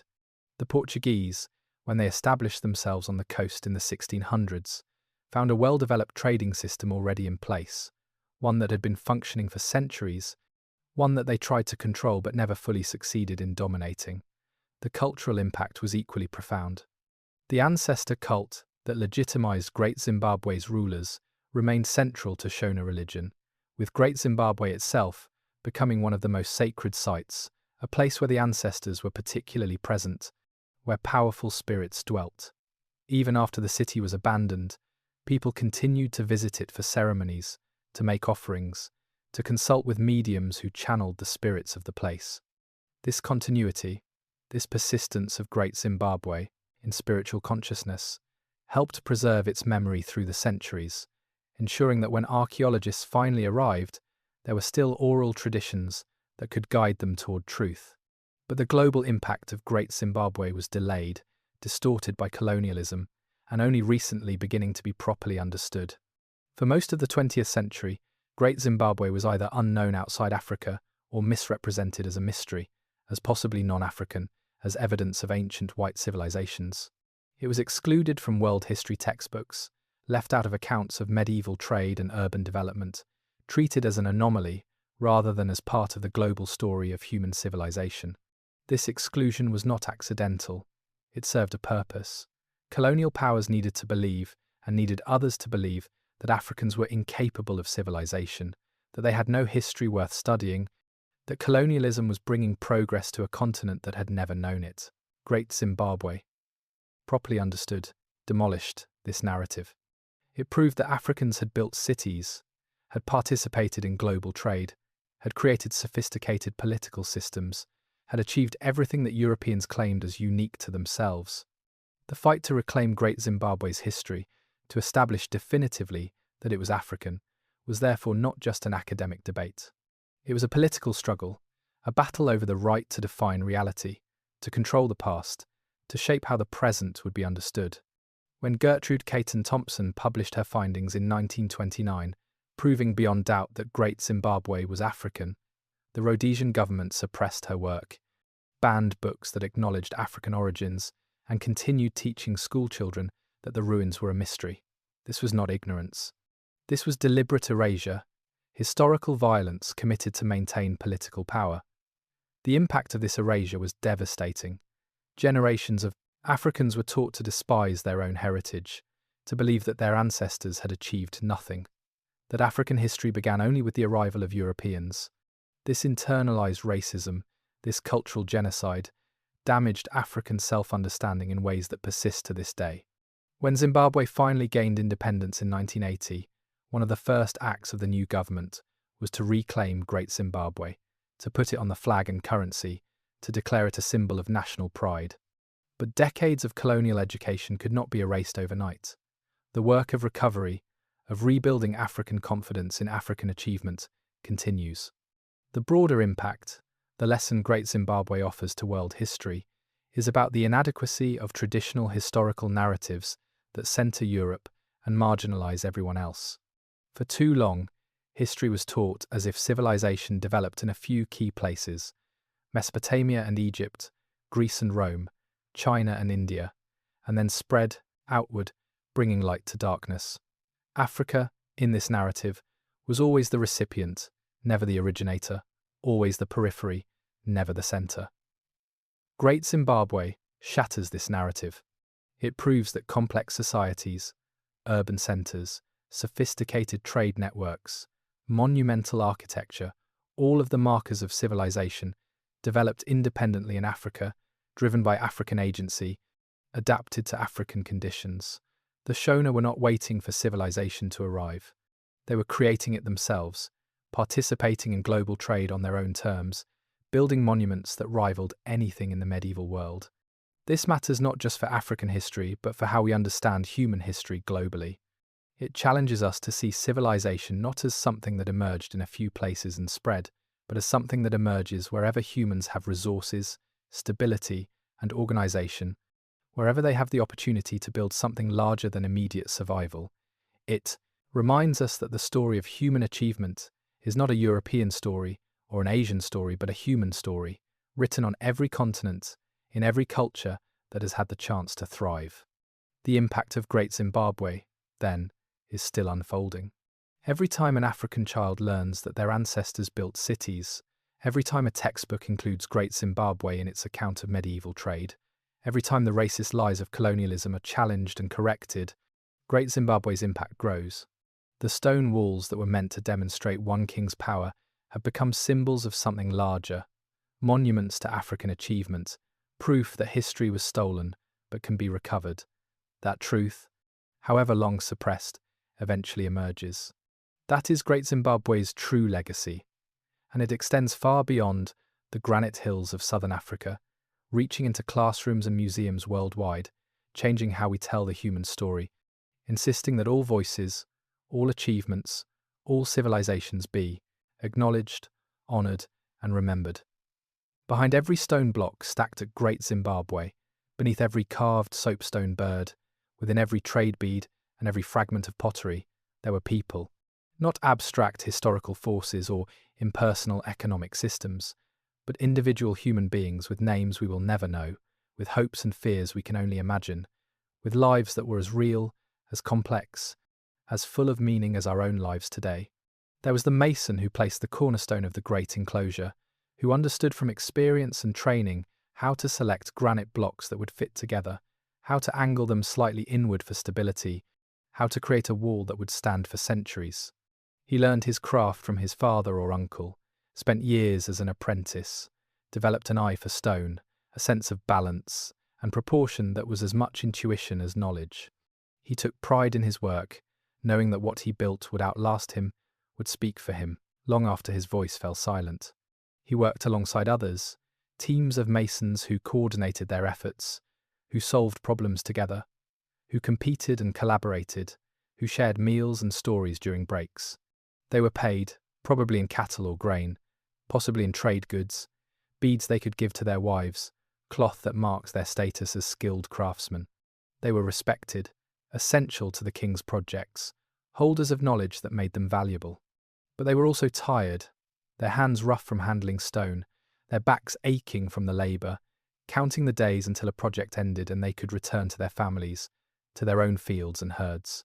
There were the miners who extracted the gold that made Great Zimbabwe wealthy, men who spent days underground or knee-deep in rivers, panning for alluvial deposits, following narrow veins into hillsides, working in darkness lit only by small fires. Mining was dangerous, tunnels could collapse, the work was grueling, but it was also potentially lucrative. A miner who found a rich deposit could trade it for cattle, could improve his family's status, could attract wives, could leave something for his children. The gold they found passed through many hands before reaching the coast, but they were the ones who made it possible, who took the risks, who did the work that sustained the entire trade network. There were the herders who managed the vast cattle herds that represented the king's wealth and power. They knew each animal individually, could recognize them by sight, knew their temperaments and their lineages. They moved with the herds between grazing areas, sleeping under the stars, protecting the animals from predators and thieves, treating sick cattle with herbs and rituals passed down through generations. Their knowledge was sophisticated, their skills honed through years of experience, their importance to the economy absolute. Without them, without their ability to manage thousands of cattle across difficult terrain, the political system of Great Zimbabwe could not have functioned. There were the women who farmed, who grew the sorghum and millet that fed the population, who tended gardens, who ground grain, who cooked meals, who raised children, who wove cloth and made pottery, who maintained the household economy that sustained everything else. They are largely invisible in the archaeological record, their work less likely to leave physical traces, but they were the foundation, the ones who ensured that daily life continued, that children were fed and clothed, that communities remained cohesive. Some of these women were wives of powerful men, living in the stone enclosures, wearing beads imported from India, cloth from the coast, enjoying luxuries that marked their status. Others were the wives of farmers or herders, living in simpler houses with mud walls and thatched roofs, working harder, enjoying fewer luxuries, but still part of the Great Zimbabwe world, contributing their labour, raising the next generation, maintaining the social fabric. There were the traders who travelled between Great Zimbabwe and the coast, who spoke multiple languages, who understood the customs of different peoples, who negotiated deals, who transported goods along dangerous routes, who bridged worlds. They were cosmopolitan, sophisticated, aware of political developments hundreds of miles away, carriers of news and ideas, as well as physical goods. They had seen the ocean, had walked the streets of coastal towns, had met Arabs and Persians, and later Portuguese, had returned with stories that amazed and sometimes frightened the people at home. There were the priests and mediums, the religious specialists who performed ceremonies, who channeled the ancestors, who interpreted dreams and omens, who maintained the spiritual infrastructure that legitimized political power. They knew the histories, the lineages, the stories that explained why things were as they were. They conducted rain-making rituals, fertility ceremonies, initiations that marked the passage from childhood to adulthood. Their power was real, not because they could literally control weather or spirits, but because people believed they could, and belief shapes reality in ways that matter profoundly. There were the children who played in the shadow of the stone walls, who climbed the hills surrounding Great Zimbabwe, who listened to stories about the ancestors, who were being prepared, consciously or not, to take their place in this society, to learn the skills they would need, to absorb the values and beliefs that would shape their choices. Some of these children would grow up to be important, to become chiefs or priests or successful traders. Most would live ordinary lives, farming and herding, raising families, contributing to their communities in ways that were essential but unremarkable. And there were the elderly, the ones who remembered when the Great Enclosure was built, who could tell you what it was like before Great Zimbabwe became the capital, who held memories that spanned generations. They were respected, consulted on important decisions, repositories of knowledge that had not yet been written down because writing did not exist, knowledge that was therefore precious, irreplaceable, held in human memory and transmitted through careful teaching. All of these people, masons and miners, herders and farmers, traders and priests, women and men, children and elders, they were Great Zimbabwe. The stone walls are impressive, but they are just stones. The people, their lives, their labour, their dreams, their ordinary human concerns and extraordinary achievements, that is what made Great Zimbabwe matter, what made it a civilization, rather than just an archaeological site. And while we will never know their names, never hear their voices, never fully understand what it felt like to live in that time and place, we can honour them by remembering that they existed, that they were as human as we are, that the stones they built with were shaped by hands that hurt and healed, by minds that worried and hoped, by hearts that loved and grieved. Not everyone in the region surrounding Great Zimbabwe accepted its authority. Not everyone paid tribute willingly. Not everyone believed that the king at Great Zimbabwe commanded the favour of the ancestors or deserved the wealth and power he claimed. There was resistance, sometimes open, more often subtle, a constant negotiation between centre and periphery, between those who ruled and those who were ruled. The most obvious resistance came from rival chiefdoms, other Shona communities that had their own leaders, their own claims to legitimacy, their own reasons for refusing subordination. These were not foreign invaders or different ethnic groups. They were kin, distant cousins, people who spoke the same language, worshipped the same ancestors, shared the same cultural traditions. But they did not accept that. Great Zimbabwe's rulers were their rulers. That tribute was their obligation, that the stone city's claims to supremacy were valid. Archaeological evidence suggests that some of these rival chiefdoms built their own stone enclosures, smaller versions of Great Zimbabwe's walls, possibly in deliberate imitation but also in competition, asserting that they too could command labour, that they too were legitimate centres of power. These smaller Zimbabwes, scattered across the landscape, were not necessarily hostile to Great Zimbabwe. Sometimes they were allied, sometimes neutral, sometimes in conflict. The relationships were fluid, changing with circumstances, with marriages between ruling families, with shifts in trade routes, with droughts or cattle diseases that made cooperation more or less appealing. But there was also internal resistance, within Great Zimbabwe itself, within the very structure of power. Subordinate chiefs who owed allegiance to the king did not always pay their tribute on time, did not always provide the labour demanded, sometimes claimed that bad harvests or cattle diseases made it impossible to meet obligations. These were not rebellions, they were negotiations, tests of how far the king's authority actually extended, how much enforcement he could or would apply. The king's power, impressive as it seemed, was constrained by the very system that sustained it. He could not simply execute chiefs who displeased him without risking broader rebellion. He could not confiscate property without violating customary law that even kings were expected to respect. He could not ignore the priests and religious authorities whose rituals legitimized his power. His authority was real but always contested, always requiring maintenance through gifts and threats, through ceremony and occasionally through violence. There was religious resistance as well, though it is harder to document. The shift from one dynasty to another, from one lineage's claim to throne to another's, was often framed in religious terms, as the ancestors withdrawing favour from one line and bestowing it on another. Priests and mediums had considerable power in this system, the ability to declare that rituals had failed, that the rains had not come because the king had lost the ancestors' favour, that a new ruler was needed. This was not secular politics, it was spiritual authority, but it had political consequences, and it represented a form of resistance, a check on royal power exercised through religious channels. The traders, too, resisted when it served their interests. They were supposed to pass through Great Zimbabwe, to pay taxes, to conduct business under the king's supervision. But trade routes are flexible. Goods can be redirected. If the king at Great Zimbabwe demanded too much, if he made trading difficult or dangerous, merchants would find other routes, other centres, other authorities, more amenable to their needs.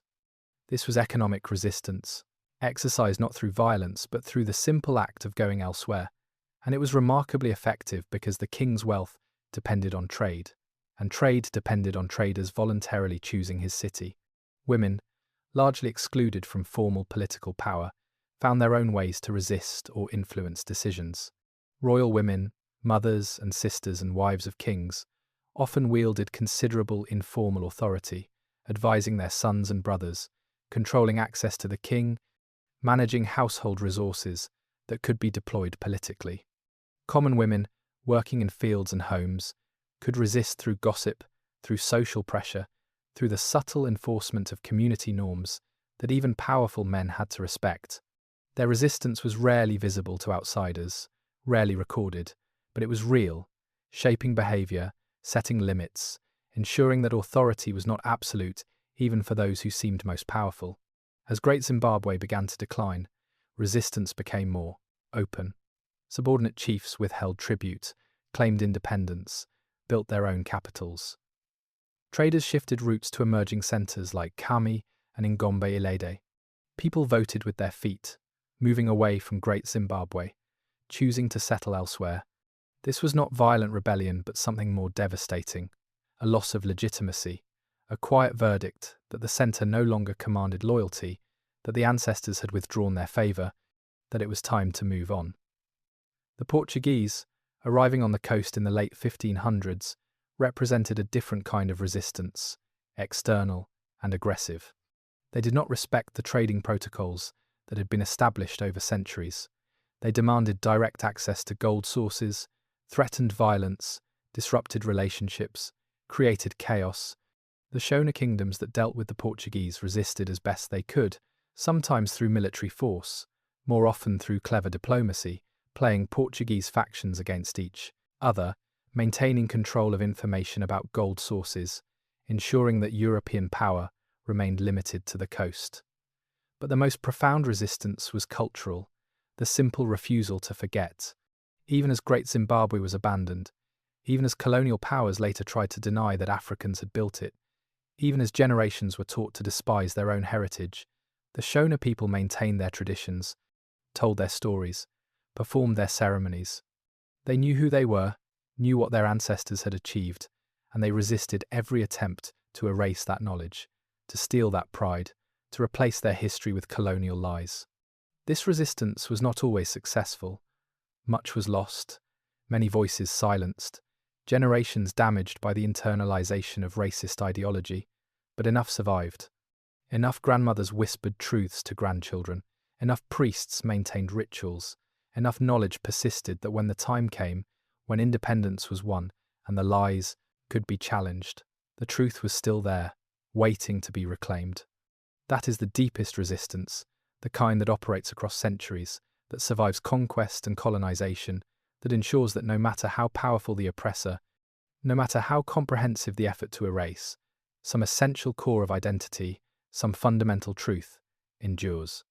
The stone walls of Great Zimbabwe resisted time and weather. The Shona people resisted something far more dangerous, the attempt to make them forget who they were. In the decades around 1300, as the Great Enclosure rose stone by stone, something else was happening at Great Zimbabwe that was less visible but equally important. There was a flowering of culture, an awakening of artistic and intellectual life, a refinement of religious practices and social customs that transformed Great Zimbabwe from a successful trading centre into a cultural beacon whose influence would spread across southern Africa. The most tangible evidence of this renaissance is in the art. The soapstone birds, those enigmatic sculptures that have become symbols of Zimbabwe, were carved during this period with a sophistication that suggests not just technical skill but aesthetic vision. The sculptors were working within a tradition, following conventions about how birds should be represented, but they were also innovating, creating individual pieces that differ in subtle ways, that show personal style, that reveal artists confident enough to make choices, to experiment, to create beauty that was both ceremonial and expressive. These were not the only sculptures. Archaeologists have found other soapstone carvings at Great Zimbabwe, abstract forms, representations of human figures, decorative elements that adorn the stone walls. The level of craftsmanship, the smoothness of the surfaces, the precision of the details, all suggest that there was a community of skilled artisans, supported by royal patronage, given time and resources to perfect their craft, to push the boundaries of what was possible with the tools and materials available. Pottery also shows artistic development during this period. Earlier Shona pottery was functional, well-made but simple. The pottery from Great Zimbabwe's peak shows more elaborate decoration, more variety in forms, more experimentation with shapes and sizes. Some vessels were clearly for everyday use, but others were special, made for ceremonies or as prestige goods, decorated with patterns that may have had symbolic meaning, that connected objects to broader cosmological understandings. The architectural innovations were equally important. The Great Enclosure was not just larger than earlier structures, it was more sophisticated, showing better understanding of engineering principles, more refined aesthetic sense, more ambitious vision. The chevron pattern that decorates the top of the outer wall, created by placing stones at angles, serves no structural purpose. It is purely decorative, an acknowledgement that architecture can be art, that function and beauty are not opposed but complementary. This cultural flowering was supported by economic prosperity, by the wealth flowing through Great Zimbabwe from the gold trade. But it was not automatic, not a simple result of having resources. It required patronage, kings and chiefs, who chose to support artists and craftsmen, who valued beauty and excellence, who understood that culture mattered, that a civilization was measured not just by its wealth or power, but by what it created, by the art and architecture and ceremonies that gave life meaning beyond mere survival. The religious practices also evolved during this period, becoming more elaborate, more codified, more integrated with political authority. The ancestor cult, always central to Shona spirituality, was formalized into a state religion, with the king at Great Zimbabwe positioned as the chief mediator between the living and the ancestors. The rituals performed at the hill complex became more complex, involving more participants, requiring more preparation, creating spectacular ceremonies that reinforced the king's legitimacy and awed observers with their grandeur. Rain-making ceremonies, essential in a region where agriculture depended on reliable rainfall, were particularly important. The king's ability to bring rain, or his perceived ability, was crucial to his authority. Elaborate rituals involving sacrifice, prayer, dance, and music were performed at the beginning of each rainy season, and when the rains came, as they usually did in this climatically stable period, it confirmed the king's power, proved that the ancestors favoured him, justified his demands for tribute and labour. Trade itself became more sophisticated, more organised, more integrated into the cultural and political life of the kingdom. Traders were not just economic actors, they were diplomats, representatives of the king, carriers of his authority to distant regions. The ceremonies surrounding trade, the rituals of hospitality, the elaborate gift exchanges that preceded and accompanied commercial transactions, all of this became more formalized, creating a diplomatic culture that facilitated trade but also asserted Great Zimbabwe's cultural prestige. Education, though informal by modern standards, also flourished, Young people of elite families learned history and lineage, the stories that explained who they were and where they came from. They learned religious knowledge, the prayers and rituals that connected them to the ancestors. They learned practical skills, how to manage cattle, how to trade, how to lead, and they learned the cultural values that defined Shona society, the importance of reciprocity, the obligations of kinship, the balance between individual ambition and communal responsibility. Music and dance, always part of Shona life, became more elaborate during this period. Archaeological evidence of musical instruments is rare because most were made from perishable materials, but Portuguese accounts from later centuries describe sophisticated musical traditions, complex rhythms played on drums and xylophones, songs that preserved history and moral teachings, dances that were both entertainment and ceremony. These traditions were ancient, but they likely reached new heights of development at Great Zimbabwe, supported by patronage, performed at ceremonies, refined by specialists who dedicated their lives to mastering their art. This cultural renaissance was not just about luxury or display, it served important social functions. It created shared identity, gave people a sense of belonging to something larger than their immediate family or village. It provided occasions for people from across the kingdom to gather, to trade and socialize, to negotiate marriages and alliances, to resolve disputes, to participate in rituals that reinforced their common identity as subjects of Great Zimbabwe, and it created beauty, which is not a trivial thing. The human need for beauty, for art, for experiences that transcend the mundane and touch something deeper is universal and profound. The people of Great Zimbabwe, like people everywhere, needed more than food and shelter. They needed meaning, needed to feel that their lives mattered, that they were part of a story larger than themselves. The cultural flowering at Great Zimbabwe provided this, created a civilization that was not just successful economically, but fulfilling spiritually and aesthetically. The awakening would not last forever. As environmental conditions deteriorated, as trade routes shifted, as political pressures mounted, some of this cultural achievement would be lost, traditions simplified or abandoned, arts and crafts declining as resources became scarce. But the memory persisted, carried forward by successor kingdoms, preserved in oral traditions, embodied in the stone walls and carved birds that survived the abandonment. The awakening was brief, perhaps 2 or 3 generations, but its impact endured, shaping Shona identity, providing inspiration for later cultural movements, reminding people that their ancestors had created not just power but beauty, not just wealth but meaning, not just monuments but a civilization worth remembering and honouring. The deepest truth about Great Zimbabwe, the revelation that has emerged from decades of scientific research and painful confrontation with colonial lies, is not really about stone walls or trade routes or political systems. It is about race, about the lies that colonialism told to justify itself, about how those lies shaped scholarship and education, about the lengths to which European powers went to deny African achievement, and about what it cost, not just Africans but all of humanity, when history was rewritten to serve racism. The revelation begins with a simple fact that should never have been controversial. Great Zimbabwe was built by Africans, by the ancestors of the Shona people who still live in the region, using techniques developed locally, adapted to local materials, serving purposes that made sense within African cultural and political systems. This is not speculation. It is established beyond any reasonable doubt through archaeological evidence, through radiocarbon dating, through analysis of pottery and architecture, through comparison with other sites across the region, through oral traditions that have been confirmed by scientific investigation.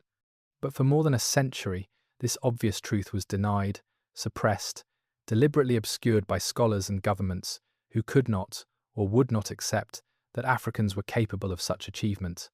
The theories invented to explain Great Zimbabwe, without crediting Africans, the Phoenicians and Arabs and Queen of Sheba, these were not honest mistakes. They were racist fantasies, designed to preserve European supremacy, to maintain the fiction that civilization was a European invention that had to be brought to Africa because Africans could never create it themselves. The revelation is that this denial was systematic, institutional, enforced by governments and universities, taught in schools, enshrined in museums, repeated until it seemed like truth. When Gertrude Caton Thompson proved in 1929 that Great Zimbabwe was African, her findings were not celebrated, they were suppressed. The Rhodesian government, named after Cecil Rhodes, who had declared that Africans were incapable of civilization, banned books that acknowledged African origins. They fired archaeologists who insisted on the truth. They created official narratives that described Great Zimbabwe as a mystery, unsolved, and possibly unsolvable, rather than admit what the evidence clearly showed. This was not just about Great Zimbabwe, it was about the entire African past. If Africans had built Great Zimbabwe, if they had created sophisticated kingdoms and participated in global trade, if they had their own histories worth studying and respecting, then colonialism lost its justification. Europeans could no longer claim to be bringing civilization to savages. They were revealed as conquerors, stealing land from people who had their own civilizations, their own achievements, their own legitimate claims to self-determination. The psychological damage this caused to Africans forced to learn that their ancestors had achieved nothing, to internalize the lie that they were inferior, that their cultures were primitive, that they had no history except what Europeans gave them. This damage was profound and lasting. Generations of African children grew up ashamed of their heritage, taught to see European culture as superior, African culture as backward. They were taught that Great Zimbabwe was a mystery, that no one knew who built it, that it certainly was not built by people like them, because people like them could not build such things. This was cultural genocide, the deliberate destruction of a people's understanding of themselves, and it was effective. Even today, decades after independence, decades after the truth about Great Zimbabwe has been established, many people, African and non-African alike, do not know that Africans built cities, that African civilizations traded across oceans, that African history is rich and complex and worthy of study. The lies have persisted, embedded in popular culture, in casual assumptions, in the way world history is still taught in many places. But the revelation is also about recovery, about the process of reclaiming stolen history, of confronting lies and replacing them with truth. This process began with African scholars who refused to accept colonial narratives, who studied their own history, who listened to elders and oral traditions, who insisted that their ancestors' achievements be recognized. It continued with international archaeologists who approached Great Zimbabwe without racist assumptions, who applied rigorous scientific methods, who let evidence guide their conclusions rather than forcing evidence to fit preconceived ideologies. The revelation accelerated after Zimbabwean independence in 1980, when Africans finally controlled their own museums and universities, when they could write their own textbooks, when they could decide how their history would be told. Great Zimbabwe was placed on the national flag, on currency, made into a symbol of pride and resistance, proof that the colonial lies were lies, that African achievement was real and substantial.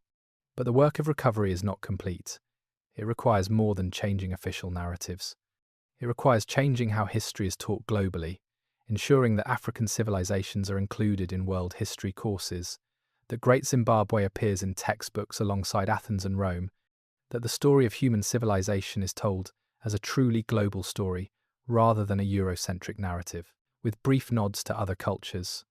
It requires confronting museums that still hold artifacts looted from Great Zimbabwe, demanding repatriation, insisting that African heritage belongs in Africa, managed by Africans, interpreted by Africans for African audiences first and global audiences second.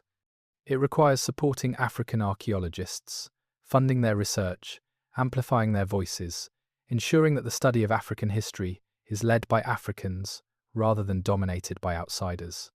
And it requires honesty about why the lies were told, about how colonialism depended on denying African humanity and African achievement, about how racism shaped scholarship in ways that persist today. This is uncomfortable for many people, particularly Europeans whose ancestors participated in colonialism or who benefited from it indirectly. But discomfort is necessary. Truth is more important than comfort. The deepest historical truth about Great Zimbabwe, then, is not about architecture or trade. It is about the power of lies to shape reality, about the damage racism causes not just to its immediate victims, but to human knowledge itself, about how denying African achievement impoverished everyone's understanding of human capability and diversity. And it is about resistance, about the courage required to speak truth in the face of institutional denial, about the persistence needed to recover what was stolen, about the hope that history, however distorted, can eventually be corrected.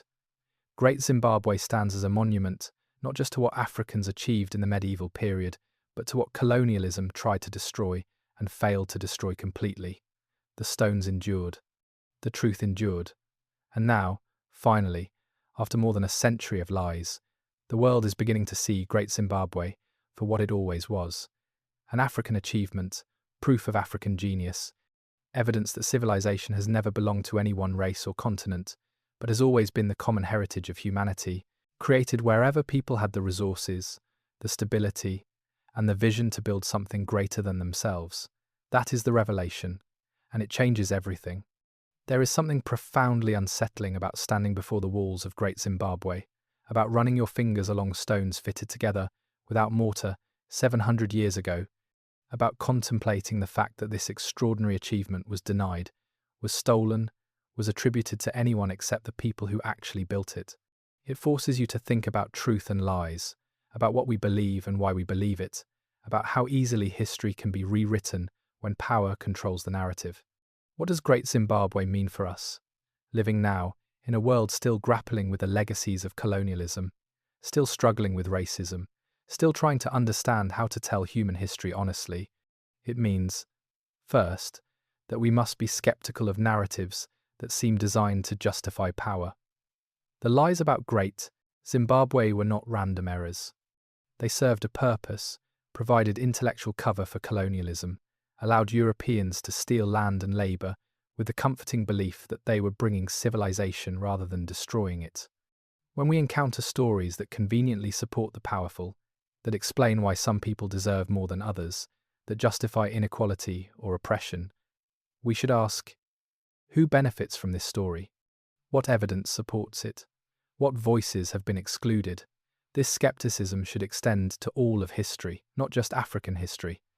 Every society tells stories about itself, stories that make its actions seem justified, its values seem universal, its achievements seem unique. These stories are not necessarily lies, but they are partial truths, shaped by perspective and interest. Great Zimbabwe teaches us to ask whose perspective dominates, whose interests are served, what alternatives have been suppressed. It also means recognizing that absence of evidence is not evidence of absence, especially when we are dealing with cultures that did not leave written records, that built in materials that decay, that have been systematically erased by colonialism. For centuries, European scholars declared that Africa had no history, that nothing of significance happened south of the Sahara before European contact. This was not based on evidence. It was based on absence of the kind of evidence Europeans valued: written documents, monumental architecture in styles they recognized, artifacts they considered sophisticated. But absence of written records does not mean absence of history. Oral traditions preserve memory across generations. Archaeological evidence reveals complex societies. Material culture, pottery and tools and buildings tell stories about how people lived. Great Zimbabwe existed whether or not Europeans knew about it, whether or not it fit their assumptions about what African civilizations should look like. The failure was not in African achievement, but in European perception, in the narrow criteria used to judge whether a society counted as civilized. This has implications beyond Africa. How many other civilizations have been overlooked or dismissed because they did not leave the right kind of evidence, because they did not fit expected patterns, because they were inconvenient to acknowledge? How many human achievements have been lost to arrogance, to the assumption that if we have not found evidence it must not exist, that if something does not match our expectations, it cannot be true? Great Zimbabwe also speaks to the question of environmental sustainability, of the relationship between human ambition and ecological limits. The kingdom did not fall to conquest or moral decay. It fell because it exceeded the carrying capacity of its environment, because deforestation and overgrazing degraded the land, because the systems that had sustained growth for generations could not adapt when climate became less predictable, when resources became scarce. This is a warning we need to hear.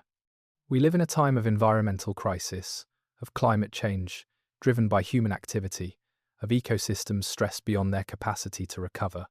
We are repeating on a global scale what Great Zimbabwe experienced locally, pushing natural systems past their limits, assuming that technology and ingenuity will always save us, that growth can continue indefinitely. Great Zimbabwe teaches us that this assumption is dangerous, that civilizations, even successful ones, can collapse when they ignore environmental constraints. But Great Zimbabwe also teaches resilience. The Shona people did not disappear when Great Zimbabwe was abandoned. They adapted, moved, built new centers, preserved their culture. The stone walls fell silent, but the knowledge survived. The traditions continued. The identity persisted. This is cause for hope, not because it suggests collapse is acceptable, but because it reminds us that people are remarkably resilient, that cultures can survive even catastrophic disruptions, that knowledge and identity can be preserved even when physical structures cannot. The revelation about colonial lies and their correction also speaks to the possibility of change, of confronting difficult truths, of correcting historical injustices, even centuries after they occurred. The truth about Great Zimbabwe was suppressed for more than a century, but it was not destroyed. Patient work by dedicated scholars, African and non-African, slowly assembled evidence, built arguments, challenged the lies until they could no longer be sustained. This took courage, persistence, the willingness to speak truth to power, even when doing so brought professional consequences. We face similar challenges today in many domains, not just history. Climate change, racial justice, economic inequality. These are areas where powerful interests promote narratives that serve them but obscure truth. Great Zimbabwe teaches us that these narratives can be challenged, that evidence and persistence can overcome even institutionalized lies, but that the work is long and hard and never fully finished. Finally, Great Zimbabwe means that we must expand our understanding of human achievement, must recognize that every culture, given resources and opportunity, creates beauty and complexity, that civilization is not the property of any particular race or region, but the common heritage of humanity. The stones of Great Zimbabwe speak in a language that transcends culture, the language of human aspiration, of the desire to build something that lasts, to create meaning beyond survival, to leave a mark that says we were here, we mattered, we dreamed. That is what Great Zimbabwe means for us. It is a mirror that shows us our own capacity for self-deception, our own tendency to believe comfortable lies, our own complicity in systems that distort truth. But it is also a testament to the power of truth, to the resilience of human cultures, to the possibility that what has been stolen can be recovered, that what has been denied can be affirmed, that history, however long suppressed, eventually demands to be told honestly. The stones wait patiently, weathering slowly, speaking quietly to those who will listen, reminding us that truth matters, that justice matters, that every human story deserves to be told and heard and remembered. The sun sets over Great Zimbabwe the way it has set for 7 centuries, the light turning the granite walls amber and gold, long shadows stretching across the valley, birds settling into trees that grow from cracks in the ancient stone.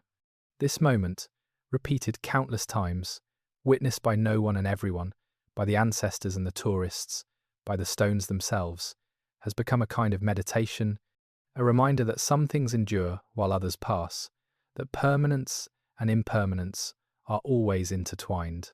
Great Zimbabwe is not frozen in the past. It is living, changing, constantly being rediscovered and reinterpreted. The walls continue to weather, slowly surrendering to gravity and rain, to the relentless pressure of tree roots, to the simple fact that even granite is temporary on geological timescales. Conservation efforts work to slow this decay, to stabilize walls, to prevent collapse. But it is a holding action against entropy, a recognition that preservation requires constant effort, that nothing lasts without care. But the physical structure is only part of Great Zimbabwe's legacy, perhaps the smaller part. The greater legacy lives in memory, in meaning, in what Great Zimbabwe represents to the millions who have never seen it, but know its story, who carry it as a symbol of African achievement, of resistance to colonial lies, of pride reclaimed after generations of shame. For Zimbabweans, Great Zimbabwe is foundational to national identity. It appears on the flag, a stylized representation of the soapstone bird against a background that echoes the colours of the land. It appears on currency, on government seals, on tourist brochures and textbooks.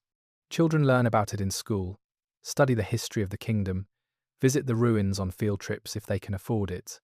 It is not just ancient history, it is living heritage, proof that Zimbabwe, the name itself taken from the stone city, has deep roots, that the people who live here now are connected to something ancient and honourable. This matters profoundly in a country that has suffered so much, that endured colonial oppression under the name Rhodesia, named after a man who despised Africans, that fought a brutal liberation war, that has struggled with economic crisis and political instability since independence. Great Zimbabwe stands as a reminder that before colonialism, before the borders drawn by European powers, before the names imposed by conquerors, there was a civilization here, a sophisticated society that built and traded and thrived. That civilization was not perfect, not without its own problems and contradictions, but it was real, and it was African, and it deserves to be remembered with pride. Beyond Zimbabwe, Great Zimbabwe has become a symbol for all of Africa, proof that African history is not just about colonialism and slavery, that Africans were not passive victims waiting for history to happen to them, but active agents creating their own societies, their own cultures, their own histories. This matters because so much of African history was stolen, rewritten, denied.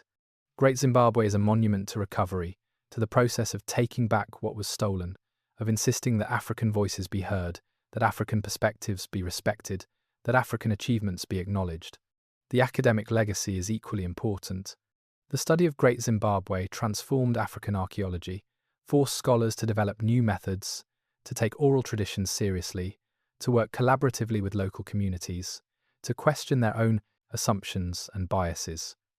The mistakes made at Great Zimbabwe, the vandalism and looting, the racist theories and deliberate suppression of evidence, these serve as cautionary tales, reminders of how scholarship can be corrupted by ideology, how science can be twisted to serve power. Modern archaeology at Great Zimbabwe is careful, collaborative, self-aware about its limitations and biases. Researchers work with Zimbabwean archaeologists, with local communities, with traditional authorities who maintain spiritual connections to the site. They publish findings in accessible ways, create exhibitions that serve local audiences, support training programs that ensure the next generation of African archaeologists can study their own heritage. This is how scholarship should always work, with humility and respect, with awareness that knowledge belongs first to the communities it concerns. The tourist industry that has grown around Great Zimbabwe is both opportunity and challenge. Thousands of visitors come each year, bringing revenue that supports conservation and local employment. But tourism can also be exploitative, can reduce sacred sites to attractions, can serve foreign interests more than local ones. The balance is delicate, requiring constant negotiation between preservation and access, between commercialization and respect, between local needs and international expectations. Monks and traditional religious practitioners still visit Great Zimbabwe, still perform ceremonies, still seek connection with the ancestors who are believed to inhabit the site. For them, Great Zimbabwe is not primarily historical or archaeological. It is sacred space, a place where the boundary between worlds is thin, where prayers are heard, where the spirits of powerful ancestors can be consulted. This spiritual dimension coexists, sometimes uneasily, with the archaeological and tourist dimensions, but it is essential, a reminder that Great Zimbabwe means different things to different tribes. People, that multiple interpretations can coexist, that respect requires acknowledging all of them.